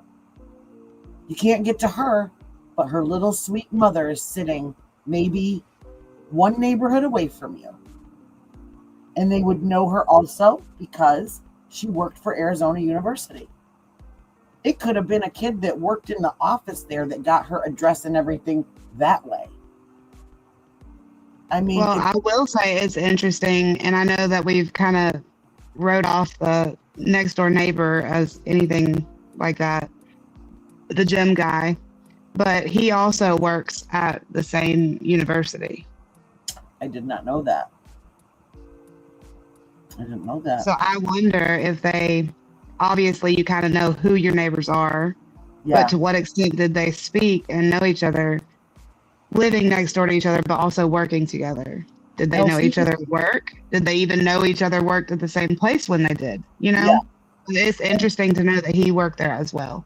Did he move? No, was that the one that moved recently? I'm not sure if he's moved or not. I know that it's the one where the FBI was checking the cameras, though. Because I thought he was definitely at the gym show because you could see him putting the boxes in his vehicle from the show. So I don't know if he maybe spent some time there and some time somewhere else close by. I thought I'll have to look that up tomorrow. I thought somewhere it had said that he was renting that place and that he moved. And it was after they had come. So I'm gonna have to look that up. I can't remember if it was something that I heard that I saw in a chat or if it was actual something, from a report.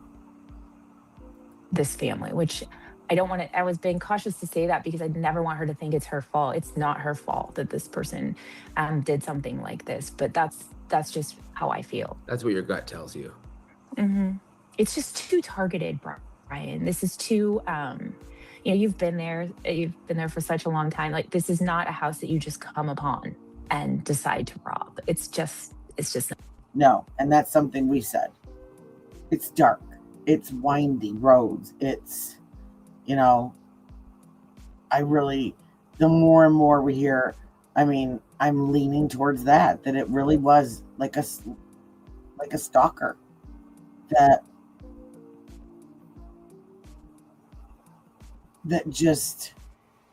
was the one way they knew they could hurt her. Because if it's not about money, then it's just simply about creating pain. Because robbery, if it were robbery, then you would think, okay, let us know what they took so that people can be looking in pawn shops, things like that. Right. They didn't take anything that we know of. Now, what if they haven't told us if they actually did? And what if there's a piece of jewelry or something missing that they're not saying anything about so they can catch it? And I don't know. That would be interesting too. Yeah, and that's what I wonder if they will ever come out and say that. Not that. Well, thank you for your time, Tracy, as always. Thanks, Brian. I appreciate it. I really appreciate Tracy for taking the time to talk with me. Again, it's not very many people out there who are FBI agents and CIA officers. So that was, so she's always really, really helpful. I want to go through some of your questions that you sent me and just kind of rattle through a few. Could Nancy have been deceased before removal? Yes, she could have. And Tracy actually mentioned in that episode, one theory of why the backpack was so full is because it could have been tarps to actually move a body. And I hate to talk like that. But we talked about that too. And as sick as it sounds, it's absolutely possible. I know they said that the blood on the front porch, the way it was dropped, the droplets, was the same droplets of blood they found inside the house. I don't know where inside the house, but if we're saying that was how it got on the front porch, we have to think about the house too. Exactly. Everything could have happened right in that bedroom. She could have, it could be in the hall, it could be in the living room. Yeah, we just don't know. And and I know, again, that's one of those things that is probably protected, information because of the investigation, but that would maybe make more sense about what happened in that house. It's sad to think about, but that is definitely a real possibility. So she could have been deceased before removal. And of course, there was the blood that we saw outside leading from the front door to the driveway. So it's definitely a possibility. Any word on Annie and Tommaso? Did they ever get their car back and have they returned home?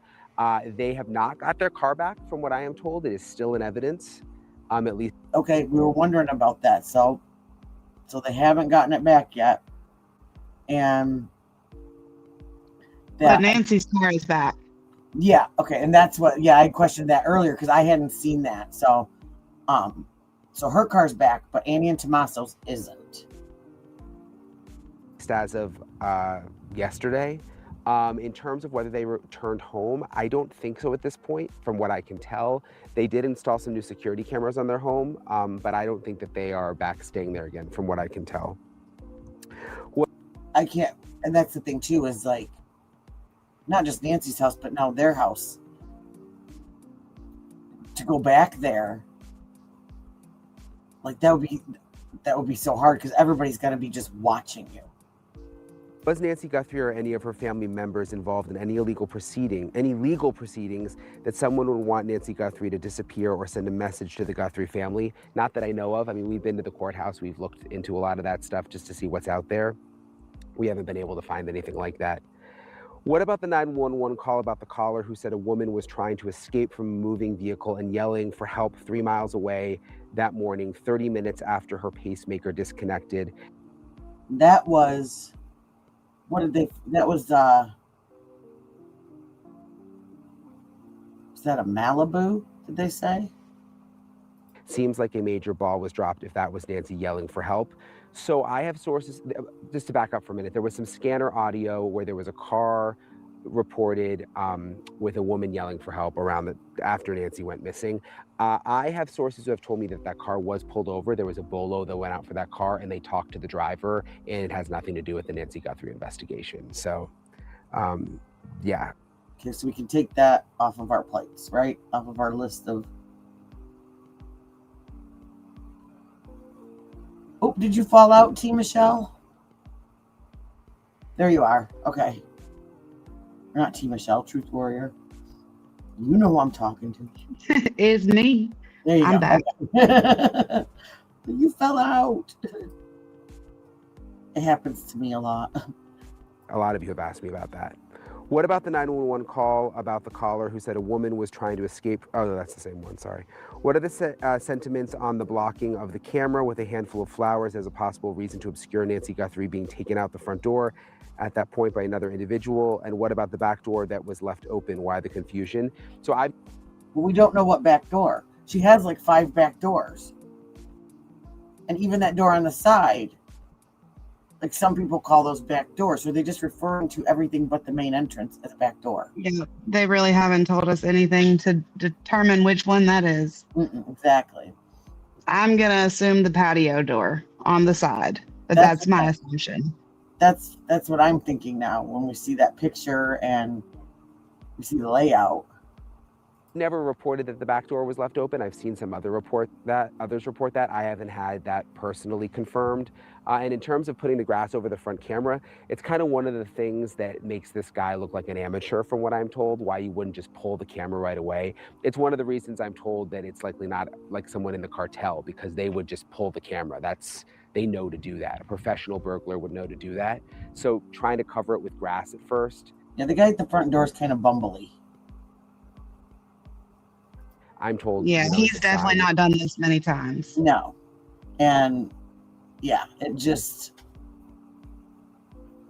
doesn't look like, I mean, not that I'm a cartel expert, but that this was someone who's not a professional. But at the same time, I kind of hate saying that over and over again, that he's not a professional or, is an amateur, because I mean, he's outsmarted everyone until now, and it's day 28. So I don't know.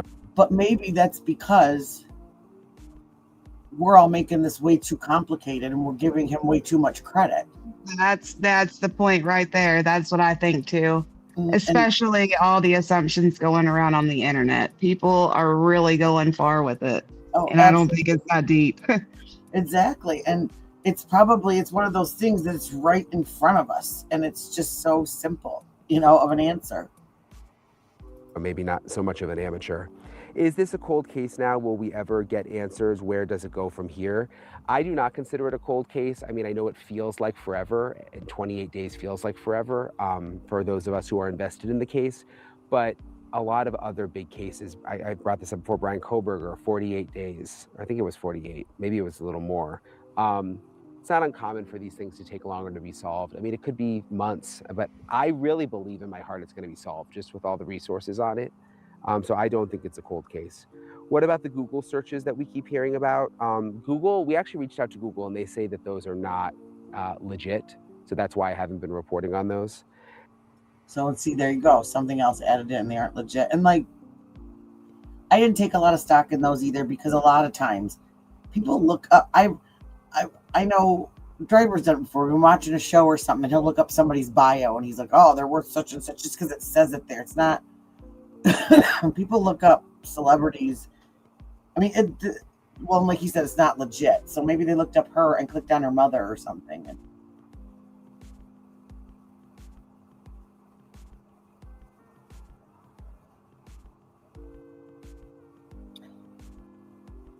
I didn't see her interview the victim. It was the interview that everyone's talking about happened 6 years before, and that Virginia Guthrie, I think her name is, or Guthrie, she was the one that took her life. It had been like 6 years since she had interviewed them, so that was why they kind of pushed that aside. But one thing I have thought is if it's someone, maybe someone was angry at her for that, and the fact that she was home angered them more. I mean, and not that it's something connected with that, but just like an angry person, you know. Has anyone looked into the gem show that was going on? Yes, and there was a gem show going on, which is really interesting. It was actually very hard to... Somebody in here said that. I can't remember who it was. It was right when we first started covering that, and said, did you guys know there's a gem show going on? That might be something to look into, because you'd have, you know, people in town. Was that you? Okay, yeah, people in town that weren't necessarily normally in there. I remember that's the night we met. Yes. Yep. Because they could have came in, they could have been staying at a hotel there for the gem show. I mean, you could think of a million different scenarios, but it just definitely brought more people in. People come from all over the world for that show. Yeah, and maybe they got the wrong house and had to do something because they got seen. I mean, you don't know. And it still could be true, because if they say that the Google searches are not legit, that was something that was marking off the gym guy, you know, because if they were after her, then of course it wasn't a wrong house, you know. Yeah. But now that could be back on the table. Exactly. Oh, same here. Same here, Alexa. We all do, for sure.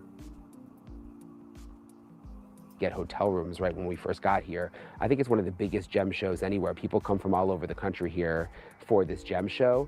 So there was a gem show going on. There were a lot of people from out of town here for the gem show. But whether that's connected to the case or anything like that, there's no indication of that. Are there any vacant homes near Nancy Guthrie's home? Yes, there are. There's actually some construction going on up the street with a couple of houses. So there is a lot of construction in the area. I've noticed at least like 3 or 4 houses being built. If someone abducted Nancy to make a point, why haven't they said anything? That's a really good question. With a kidnapping, maybe that's the whole point. Maybe that is the point. We took away one of your most precious things in your world. Because didn't she call her mother her most precious gift or something like that? I can't remember the exact wording, but it was something like that.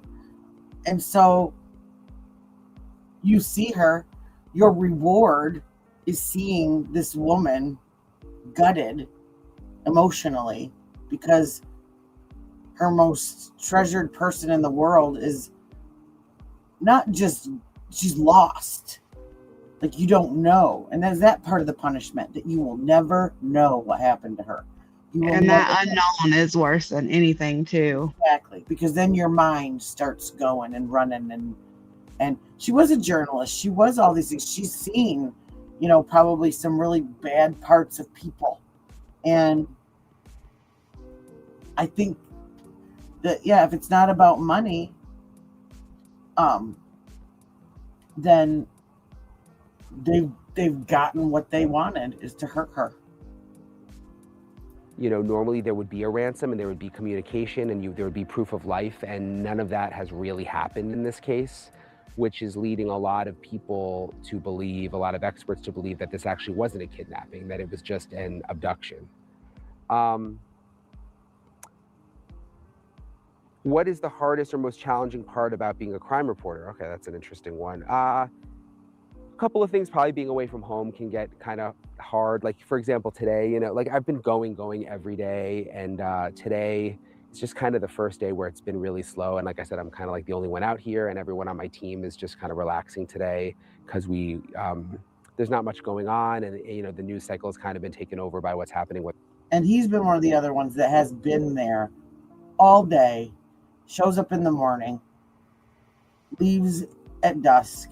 Sometimes he's out there after dark. So I give him props for that. And then he still leaves and then does his video segments for us too. So he is really on it all the time while he's been out there. And I know he'll do the same when he goes home. Oh yeah, and he doesn't have all these assistants helping him and all that stuff. It's just, and so that's another reason, because mainstream media was attacking him too. And he is mainstream media, but they were even attacking him. Yeah, that's the funny part, because he's one of them. Exactly. They're on. So being away from home, and then sometimes you do get kind of lonely.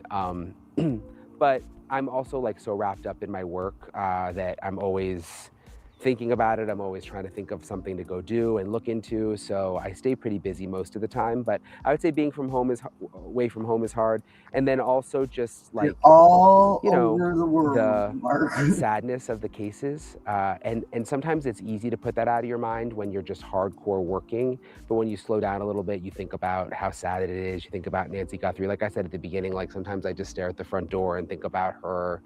She was brought out the front door, whatever happened.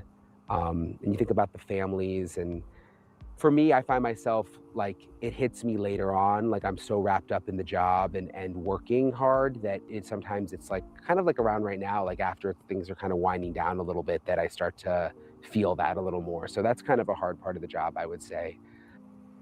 Well, that's something even people in here have talked about. Like, was it my man Jerry yesterday said, I've just got to take a break from this. And yeah, you got to take time for yourself too, and don't let it consume you. Exactly, because there is nothing that we can do except have discussions and, try to figure that out this way. But yeah, I mean, like I said, I get off here and I try to watch, because I was watching that catfish, because it's just something that you can take your brain out of, But it doesn't compare at all to what the families and the victims are going through, obviously. So my heart goes out to them, and I think about them. I think about Savannah Guthrie and her family, and I'm committed to staying on the case. That's something I try to remind myself, that just how lucky I am that I'm not in that I can just be an outsider looking in, that I don't have to be the person in the middle of all of that. I don't know how long I'll stay out here. I don't have any plans to leave right now, but at some point I will obviously have to leave, especially if things really slow down. But I'll rush back immediately if anything happens. Again, I don't have any plans to leave now, so I'll have more episodes in the coming days, and we'll see. Hopefully there's a development. I mean, hopefully something happens. And again, I don't feel like it's a cold case, but that doesn't mean it's going to be solved in the next couple of days. I mean, it could be months. They'll get the DNA right, I think, with the genetic genealogy. It may take time. So that's the latest. Again, day 28, it's Saturday. Appreciate you guys for following along, sticking with me through this whole thing. And I'll talk to you guys later. So, that's really it. There's not much more, and everything's kind of, like I said, it's not necessarily a cold case. It's a quiet case right now. So hopefully everybody is behind the scenes, and, we've got FBI behind the scenes, and they've got more figured out than we know. And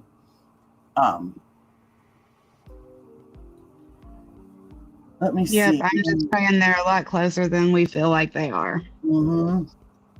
I do too.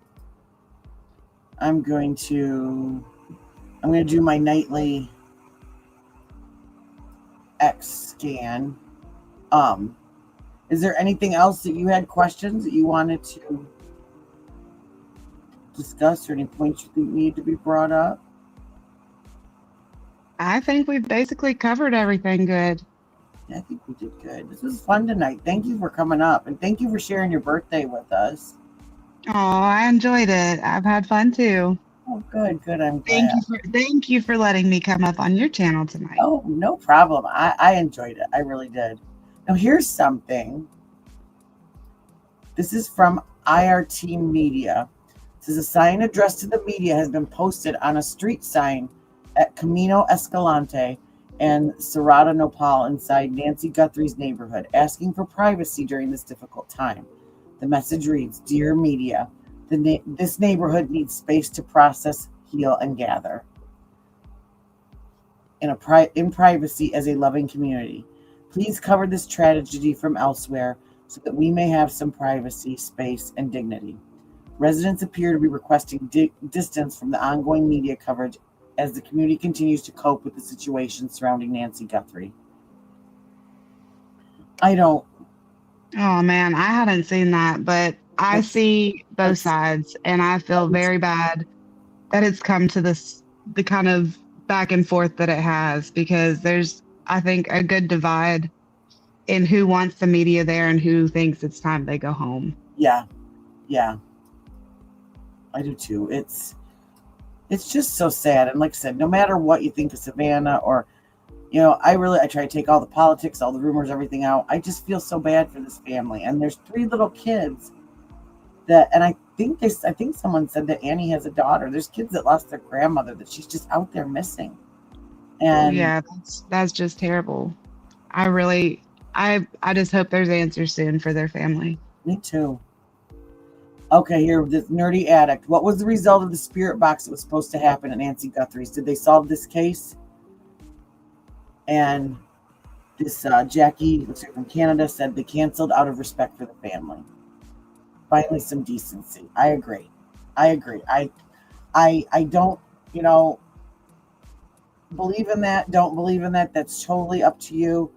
But there's a time and a place. I think that's something that needs to be done on a stream, but not JLRs. You know what I mean? Like somewhere else that they can go to, and not if they choose to, but it'd be more private, I guess. I'm not sure. I'm not sure where I am on that. Like, I just think sitting outside in front of the home, that just seems so disrespectful. Yeah, I don't really think that's the best place to do any of that, quite frankly. But I know that Dad's Gone Live had mentioned doing a candlelight vigil tomorrow sometime, maybe. Oh, okay. So I'm not sure if he does end up doing that or not, but that was mentioned. And he was trying to decide whether to do it at her house or somewhere else. He didn't know where to do it. But it's very short notice too, but I think it's good thought behind it. Oh yeah, maybe like at her church that she went to before she couldn't get out. I wonder, maybe in the parking lot of the church, just so they're not invading the neighborhood, but they can still, or somewhere close, like maybe wherever the media was parking, there was like some kind of parking lot that they had to park at. Yeah, I know that some people had mentioned the sheriff's department, and it kind of like double as a protest, I guess you'd say. Yeah. And not a negative protest. I guess that probably wasn't the best word to choose, but just to give the awareness to the sheriff's department that they still are, wanting answers. Yeah. That they're not going to let this go. They're not going to forget, like Mr. Mikey said, we can't forget her. I can't forget her. She just can't disappear. Isn't that Michael Ruiz? That was the one that's that Mike R reports. He's what'd they say? Fox News Digital. So he's like a streamer for Fox News.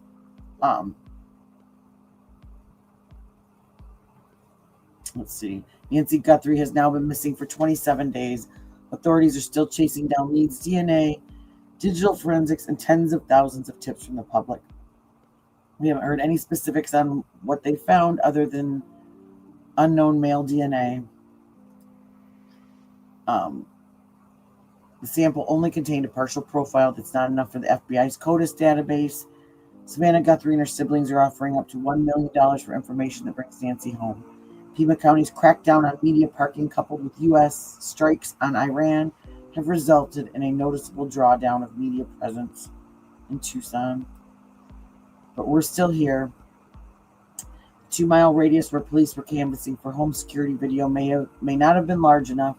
Anyone in the general area, even outside that circle, is encouraged to look through their footage for viable leads. Call 1-800-CALL-FBI. And just to reiterate that point, yeah, they definitely should be looking through their footage because it's coming up on the 30-day mark, and that usually is when people's deletes. Exactly. That is a good point. Yeah. And obviously that 2 at least back it up so you can go back and look at it later, but like do something so it doesn't erase or record over that footage. Exactly. This is beautiful. I don't think she's in the mountains. Like I said, rough train to get there. Again, it's something simple. And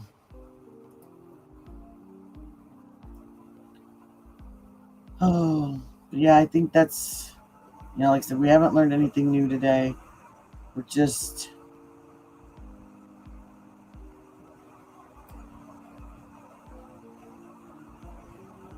Oh, that's just creators fighting. I'm not going to get into that. I'm just sitting here in my own little... I'm not getting involved either. I don't do drama. Nope, me either. And this is what's happening in our world. Well, in our world now. Oh, and Dubai. I never in a million years thought of Dubai getting attacked. It just seemed like... Me either. It was wild to me to hear that. Mm-hmm. There was the leader of Iran. Am I saying it right? That he was the one that was killed? Yeah, Khomeini. I think that's how you pronounce it. Yeah. So this is very serious. And I'm going to tell you what, and people can say whatever they want about me, but this is one of the times where I am absolutely thankful that my son has autism, because I don't have to worry about him going off to war. This is scary. This is just scary. I just, what was that? Oh, this AI stuff, I swear.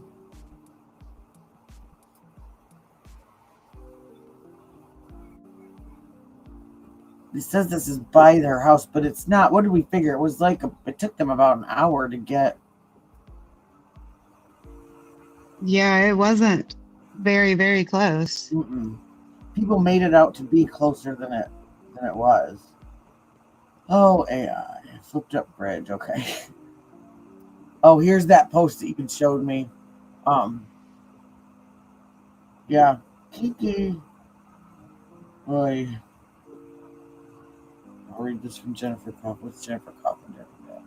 There's one particular YouTube account that continues to post content indicating Tommaso Cioni is responsible for what happened to Nancy.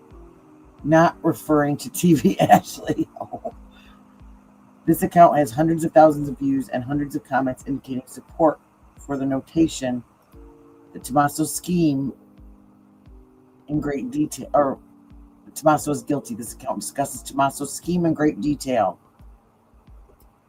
Pima County Sheriff's Office has unequivocally denied involvement by any of the Guthrie siblings and their spouses, which I think that they should just either shut up, because it just, with the confusion between the FBI and him, it made it look worse.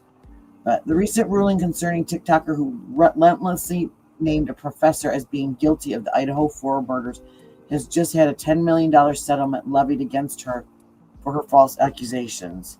The account I am referring to does not seem to be concerned in the least about their exposure, other than hoping for views, and it is working. What in the world is this YouTuber thinking? Their exposure is tremendous.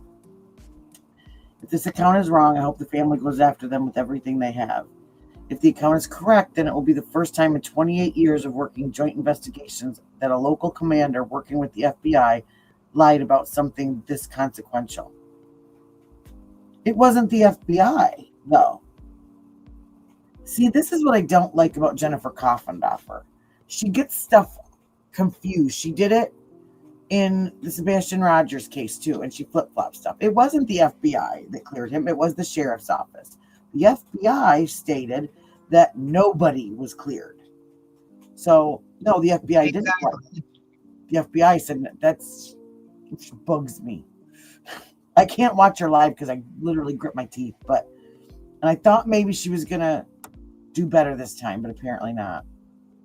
I also have never seen a statement like below issued in a joint case without the support of the FBI. That was the whole point, is after he issued this, the FBI said, no, he did this on his own. This was the statement. A statement from Chris Nanos on the Nancy Guthrie investigation. And that's the problem, is every time he makes a statement, he does it on his own. The FBI's like, oh, no. That's happened every time. Yeah, there's no joint statement on anything. No, he's not working with them. And that's been said by agents on both sides. So why would they? You're right, Jennifer. Why would they lie? Why would you lie, Jennifer? I think she's probably got like some like 18-year-old intern doing her research, and they're just hurrying up, grabbing whatever they can off the internet and giving it to her.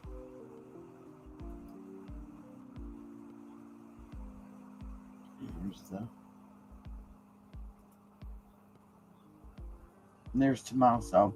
And we know it's not him because he's got the big gray beard. But there's the family dog. That's the one, I believe, when people kept asking about where was her dog, that was the dog that passed away in December, I think it was. I need to go through and clear out some of these accounts because, wow.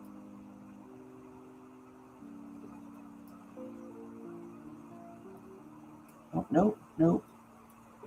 Drama.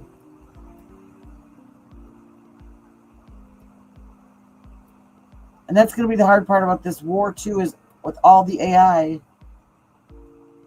how are we going to know? You don't know what's real or not.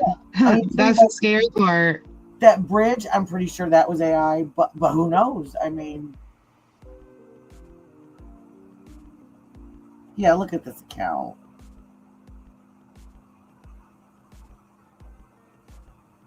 That's that girl. Those pictures at the top, yeah, please. Yeah, this account appears to belong to the group that staged a photo op outside Nancy Guthrie's home and then took the flowers with them instead of leaving them at her tribute like the trash they are. Exactly. And did we ever find out there was that picture of her? It was like a short video of her throwing a bunch of black gloves up in the air. Was that AI? Or did she actually I didn't see that. I don't know. Oh, I can't remember. I thought I showed it on the live. That's even worse, though. That's just her making a joke of it. Exactly. Because I watched and I thought, oh my gosh.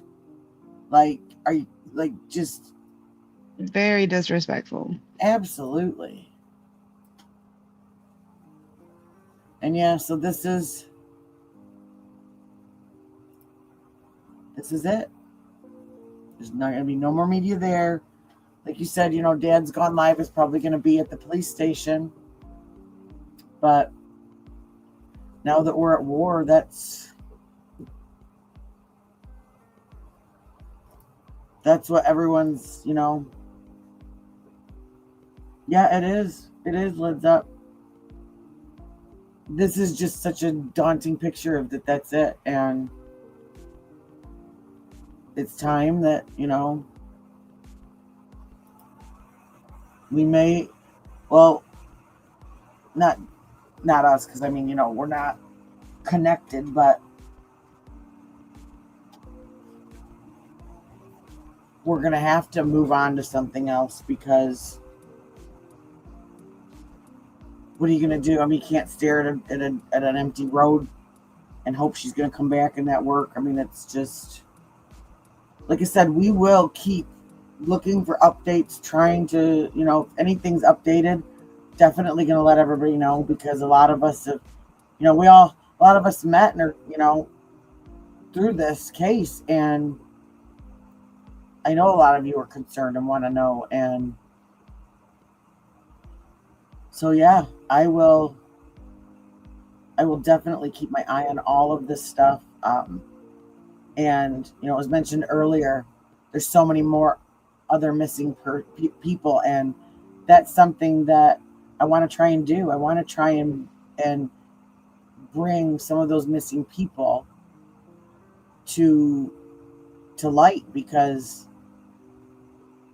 not everybody has TMZ and Entertainment Tonight and everything getting the whole world praying for you. And nope, sometimes they just need a voice. Exactly. And there's another case that I'm trying to find out information about also that is a crime that I know a couple of people in here were following, and it's Rebecca Parks from she's from Upper Michigan, and she and her unborn child were murdered by her biological mother and her stepfather, and that case has gone very quiet. So we're hoping that case is very interesting too. I started paying attention to it a while back too, and actually came across the documents there in interrogation.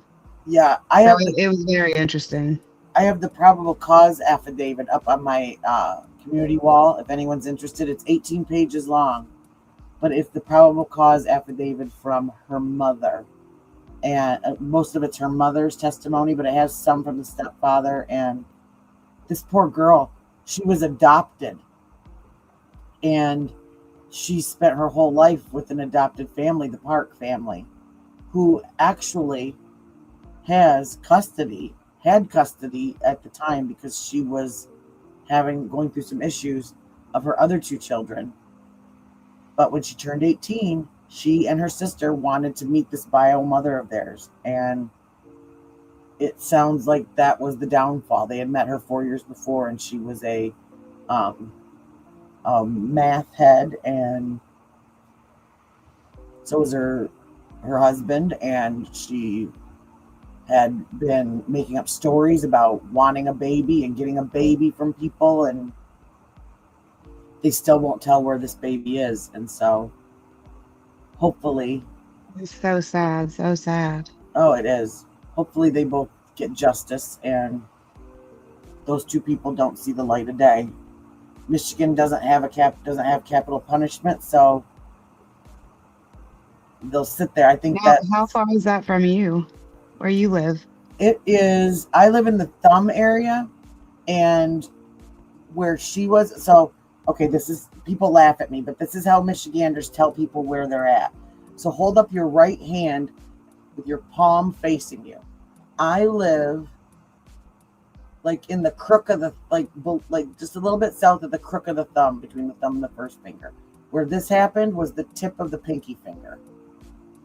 Right there. It's part of the Manistee National Forestry. So it's on the opposite state from you. Yep, it's on the opposite side, and it's up north. So, and it takes, but I mean, my state's not huge, so it would take me, it's about a 4-hour trip to get there. And, but the area is very like economically depressed. Hi, Lisa. I still wonder why it's not showing me the highs. It was showing me the hello when people just hit the hello button the other day. See, I break everything. But, and this, where she was found, is not far from her mother's house. It's like right, like kind of across. What it sounded like was it was either across the road from her, or it was like behind her. But there's huge areas, and there's this. It's not just in that one area. There's different areas in the state where this national preserves are, but very thick woods. And they had gone out and searched for her and hadn't found her in this area, and then or near it, and had basically just been probably a couple yards away from her. And then it was like a week later, other searchers went out and found her. Oh, wow. Yeah. And, oh, it's a mess. It's a mess. We'll have to dive into that because there's all this stuff. So her fiance, Rebecca, the victim, actually had dated her mother previously. Yeah, I heard about that. Yeah. And then had an affair with her sister. It's all a tangled web in that case, for sure. I do remember all the craziness with that part, but yeah, I would be interested to learn more about it. Yeah, and the sister came out and lied and said that he did it at first. And then they all got arrested for drugs. And it was like, what? Savannah Guthrie is aggressive enough to move she didn't. I can see why that made him avoid, I guess. But in the same sense, like, it's still another human being that deserves the same as everybody else that goes missing to be found. And she had already gotten a lot of exposure, just because of who she was. So I don't know. And that, I think at the beginning, that was I think that in the end, that's kind of harmed her, because of the national attention. And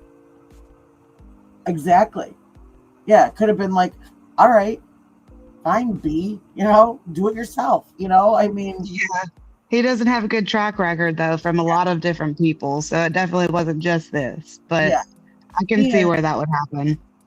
And honestly, again, even though this is her mother, this is his county, and she can say she doesn't need him, she doesn't whatever, but he still has a job to do, and it doesn't matter what she says. He still, when it comes down to it, she still needs him. Yeah. And you can not want me all you want, but I'm gonna do everything I can to find your mother. And I don't feel like he did that. And so, but that's very much how he's been explained. It's like a mafioso is how he's been explained, that if you make him mad, he punishes you. And he did that to some of his officers. And that's, I'm sure, anybody in the media that's reporting on stuff, no matter what side you're on, is going to have people. I didn't even know who she was. I mean, I'm not trying to be, but I didn't either. I didn't know who she was until I started really digging into it and just recognizing her face some, but I didn't know. Yeah. Because I don't watch that stuff. I'm usually trying to peel my child off of something he's climbed on, at that time of the morning. And, but yeah, I think that her fame with the people that did know her, just being famous, really harmed her in this case, because it brought out a lot of people inserting themselves that just made a jumble of everything. And yeah, he definitely did a lousy job.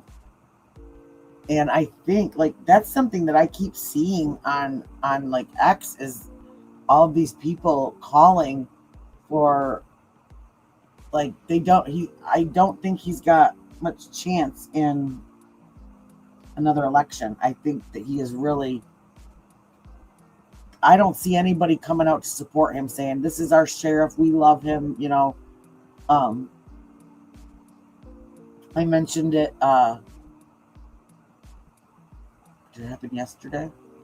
Yeah, yesterday. So yesterday was Friday. So Friday night into the early morning, or excuse me, Thursday, I believe it was, into the early morning Friday, there was a house fire south of me, and at the southern edge of our county.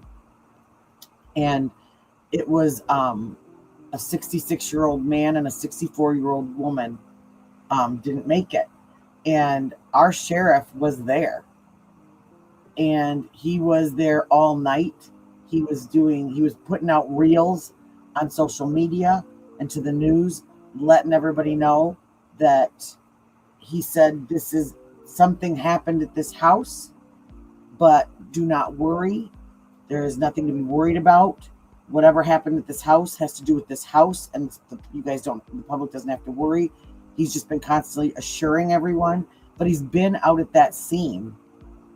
And they found out today that the man in the house has a pew wound to the head. And he announced that today. And he said, again, we do not believe this was random. That something happened inside of that house. And one of the things that they are trying to figure out is when he said, while they were putting the fire, when this fire started in one area of the house, they know exactly where it started at. And he said when the fire department arrived there, they heard shots being, and they said they weren't sure if it was ammunition but they heard shots.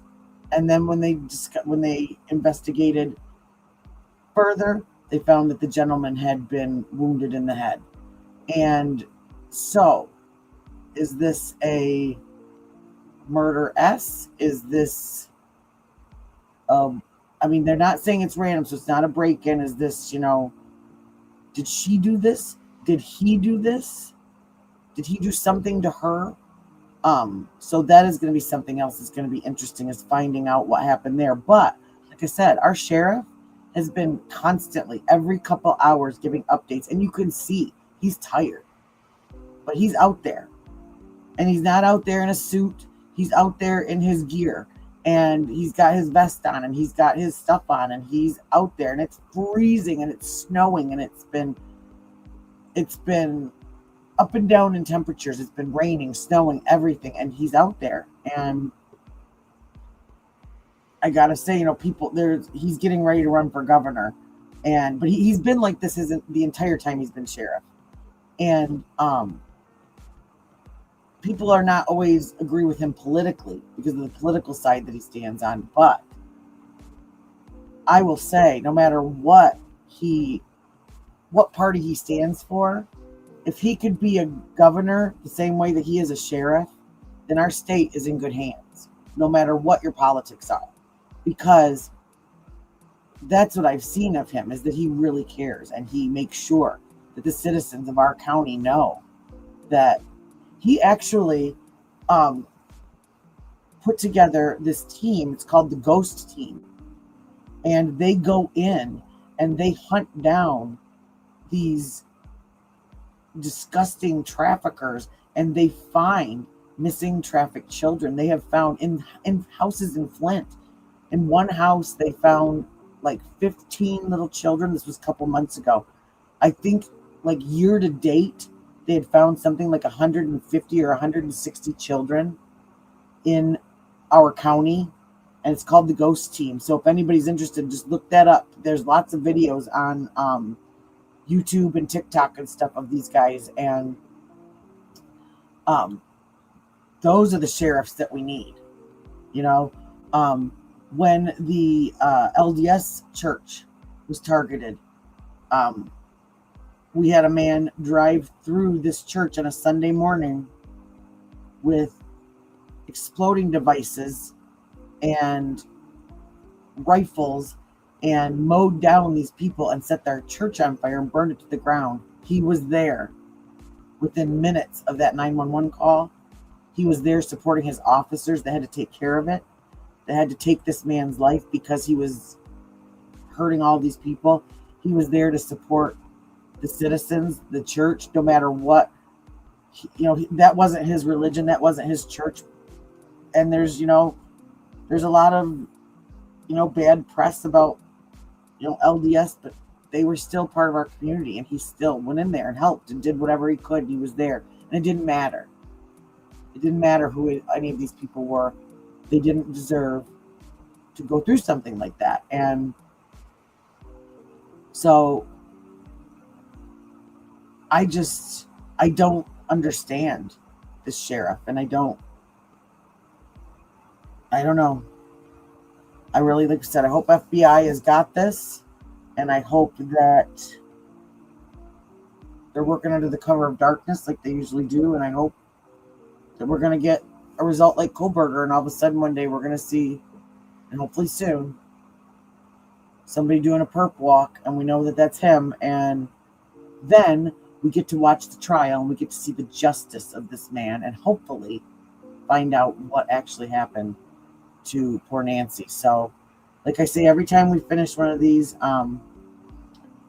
it's 2:30 in my neck of the woods, so I took an Excedrin though because I had a headache after driving home, so I'm probably going to do a bunch of laundry and stuff like that for a while, but I am going to go and decompress from this, just like you should. And if anybody's interested, I do have a crime cast playlist in my playlist section. I've got a lot of playlists, so if you need some ASMR to fall asleep to, go ahead and check some of those out. Those are stories of missing, unsolved, lost people.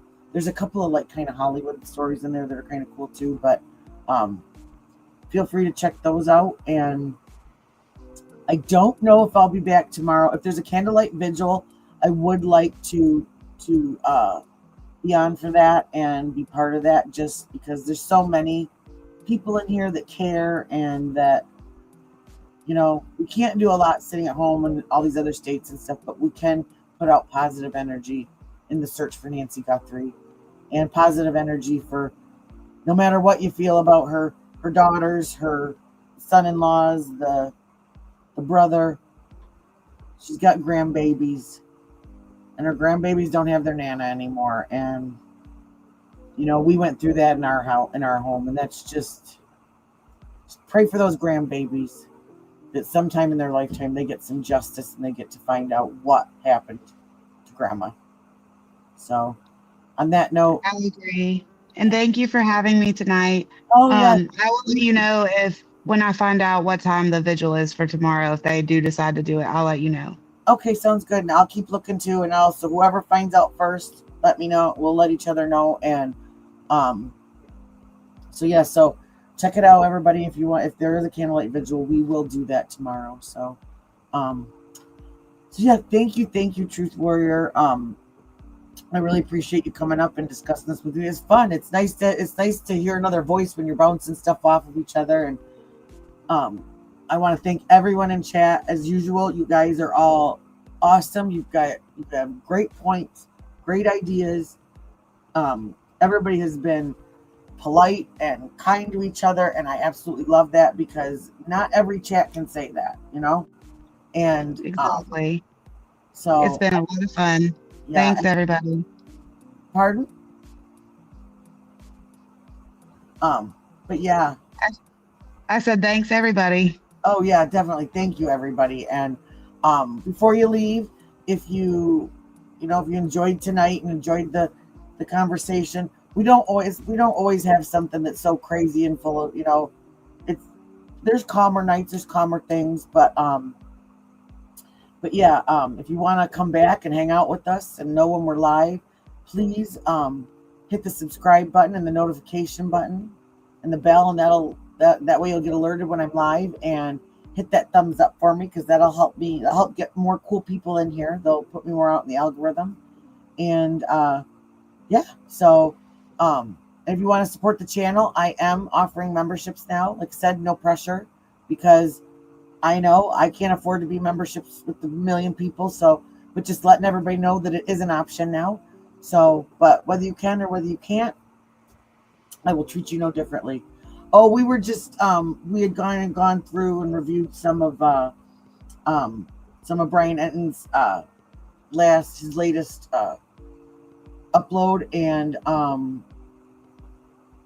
then we just kind of checked out JLR to see what he did today. He went to Mount Lemon and stuff like that, so it was nothing new. And then this is just a picture that was posted on accident, just showing it said everybody's gone home now. So, and the neighbors have put out a statement just asking for privacy now so that they can heal. And I think I absolutely understand that. So I enjoyed it too. This was a good live, you guys. Thank you. Thank you to everybody that came and talked. And like I said, hit that subscribe button, thumbs up, and the notification bell. And if there's a vigil tomorrow night, we will definitely be here. So, and Godfather, just FYI, if you're watching this, I found a little bit of Lilo and Stitch stuff, but I didn't find a lot. So I'm on a hunt. I promise you will have some cool nails that I will make for you.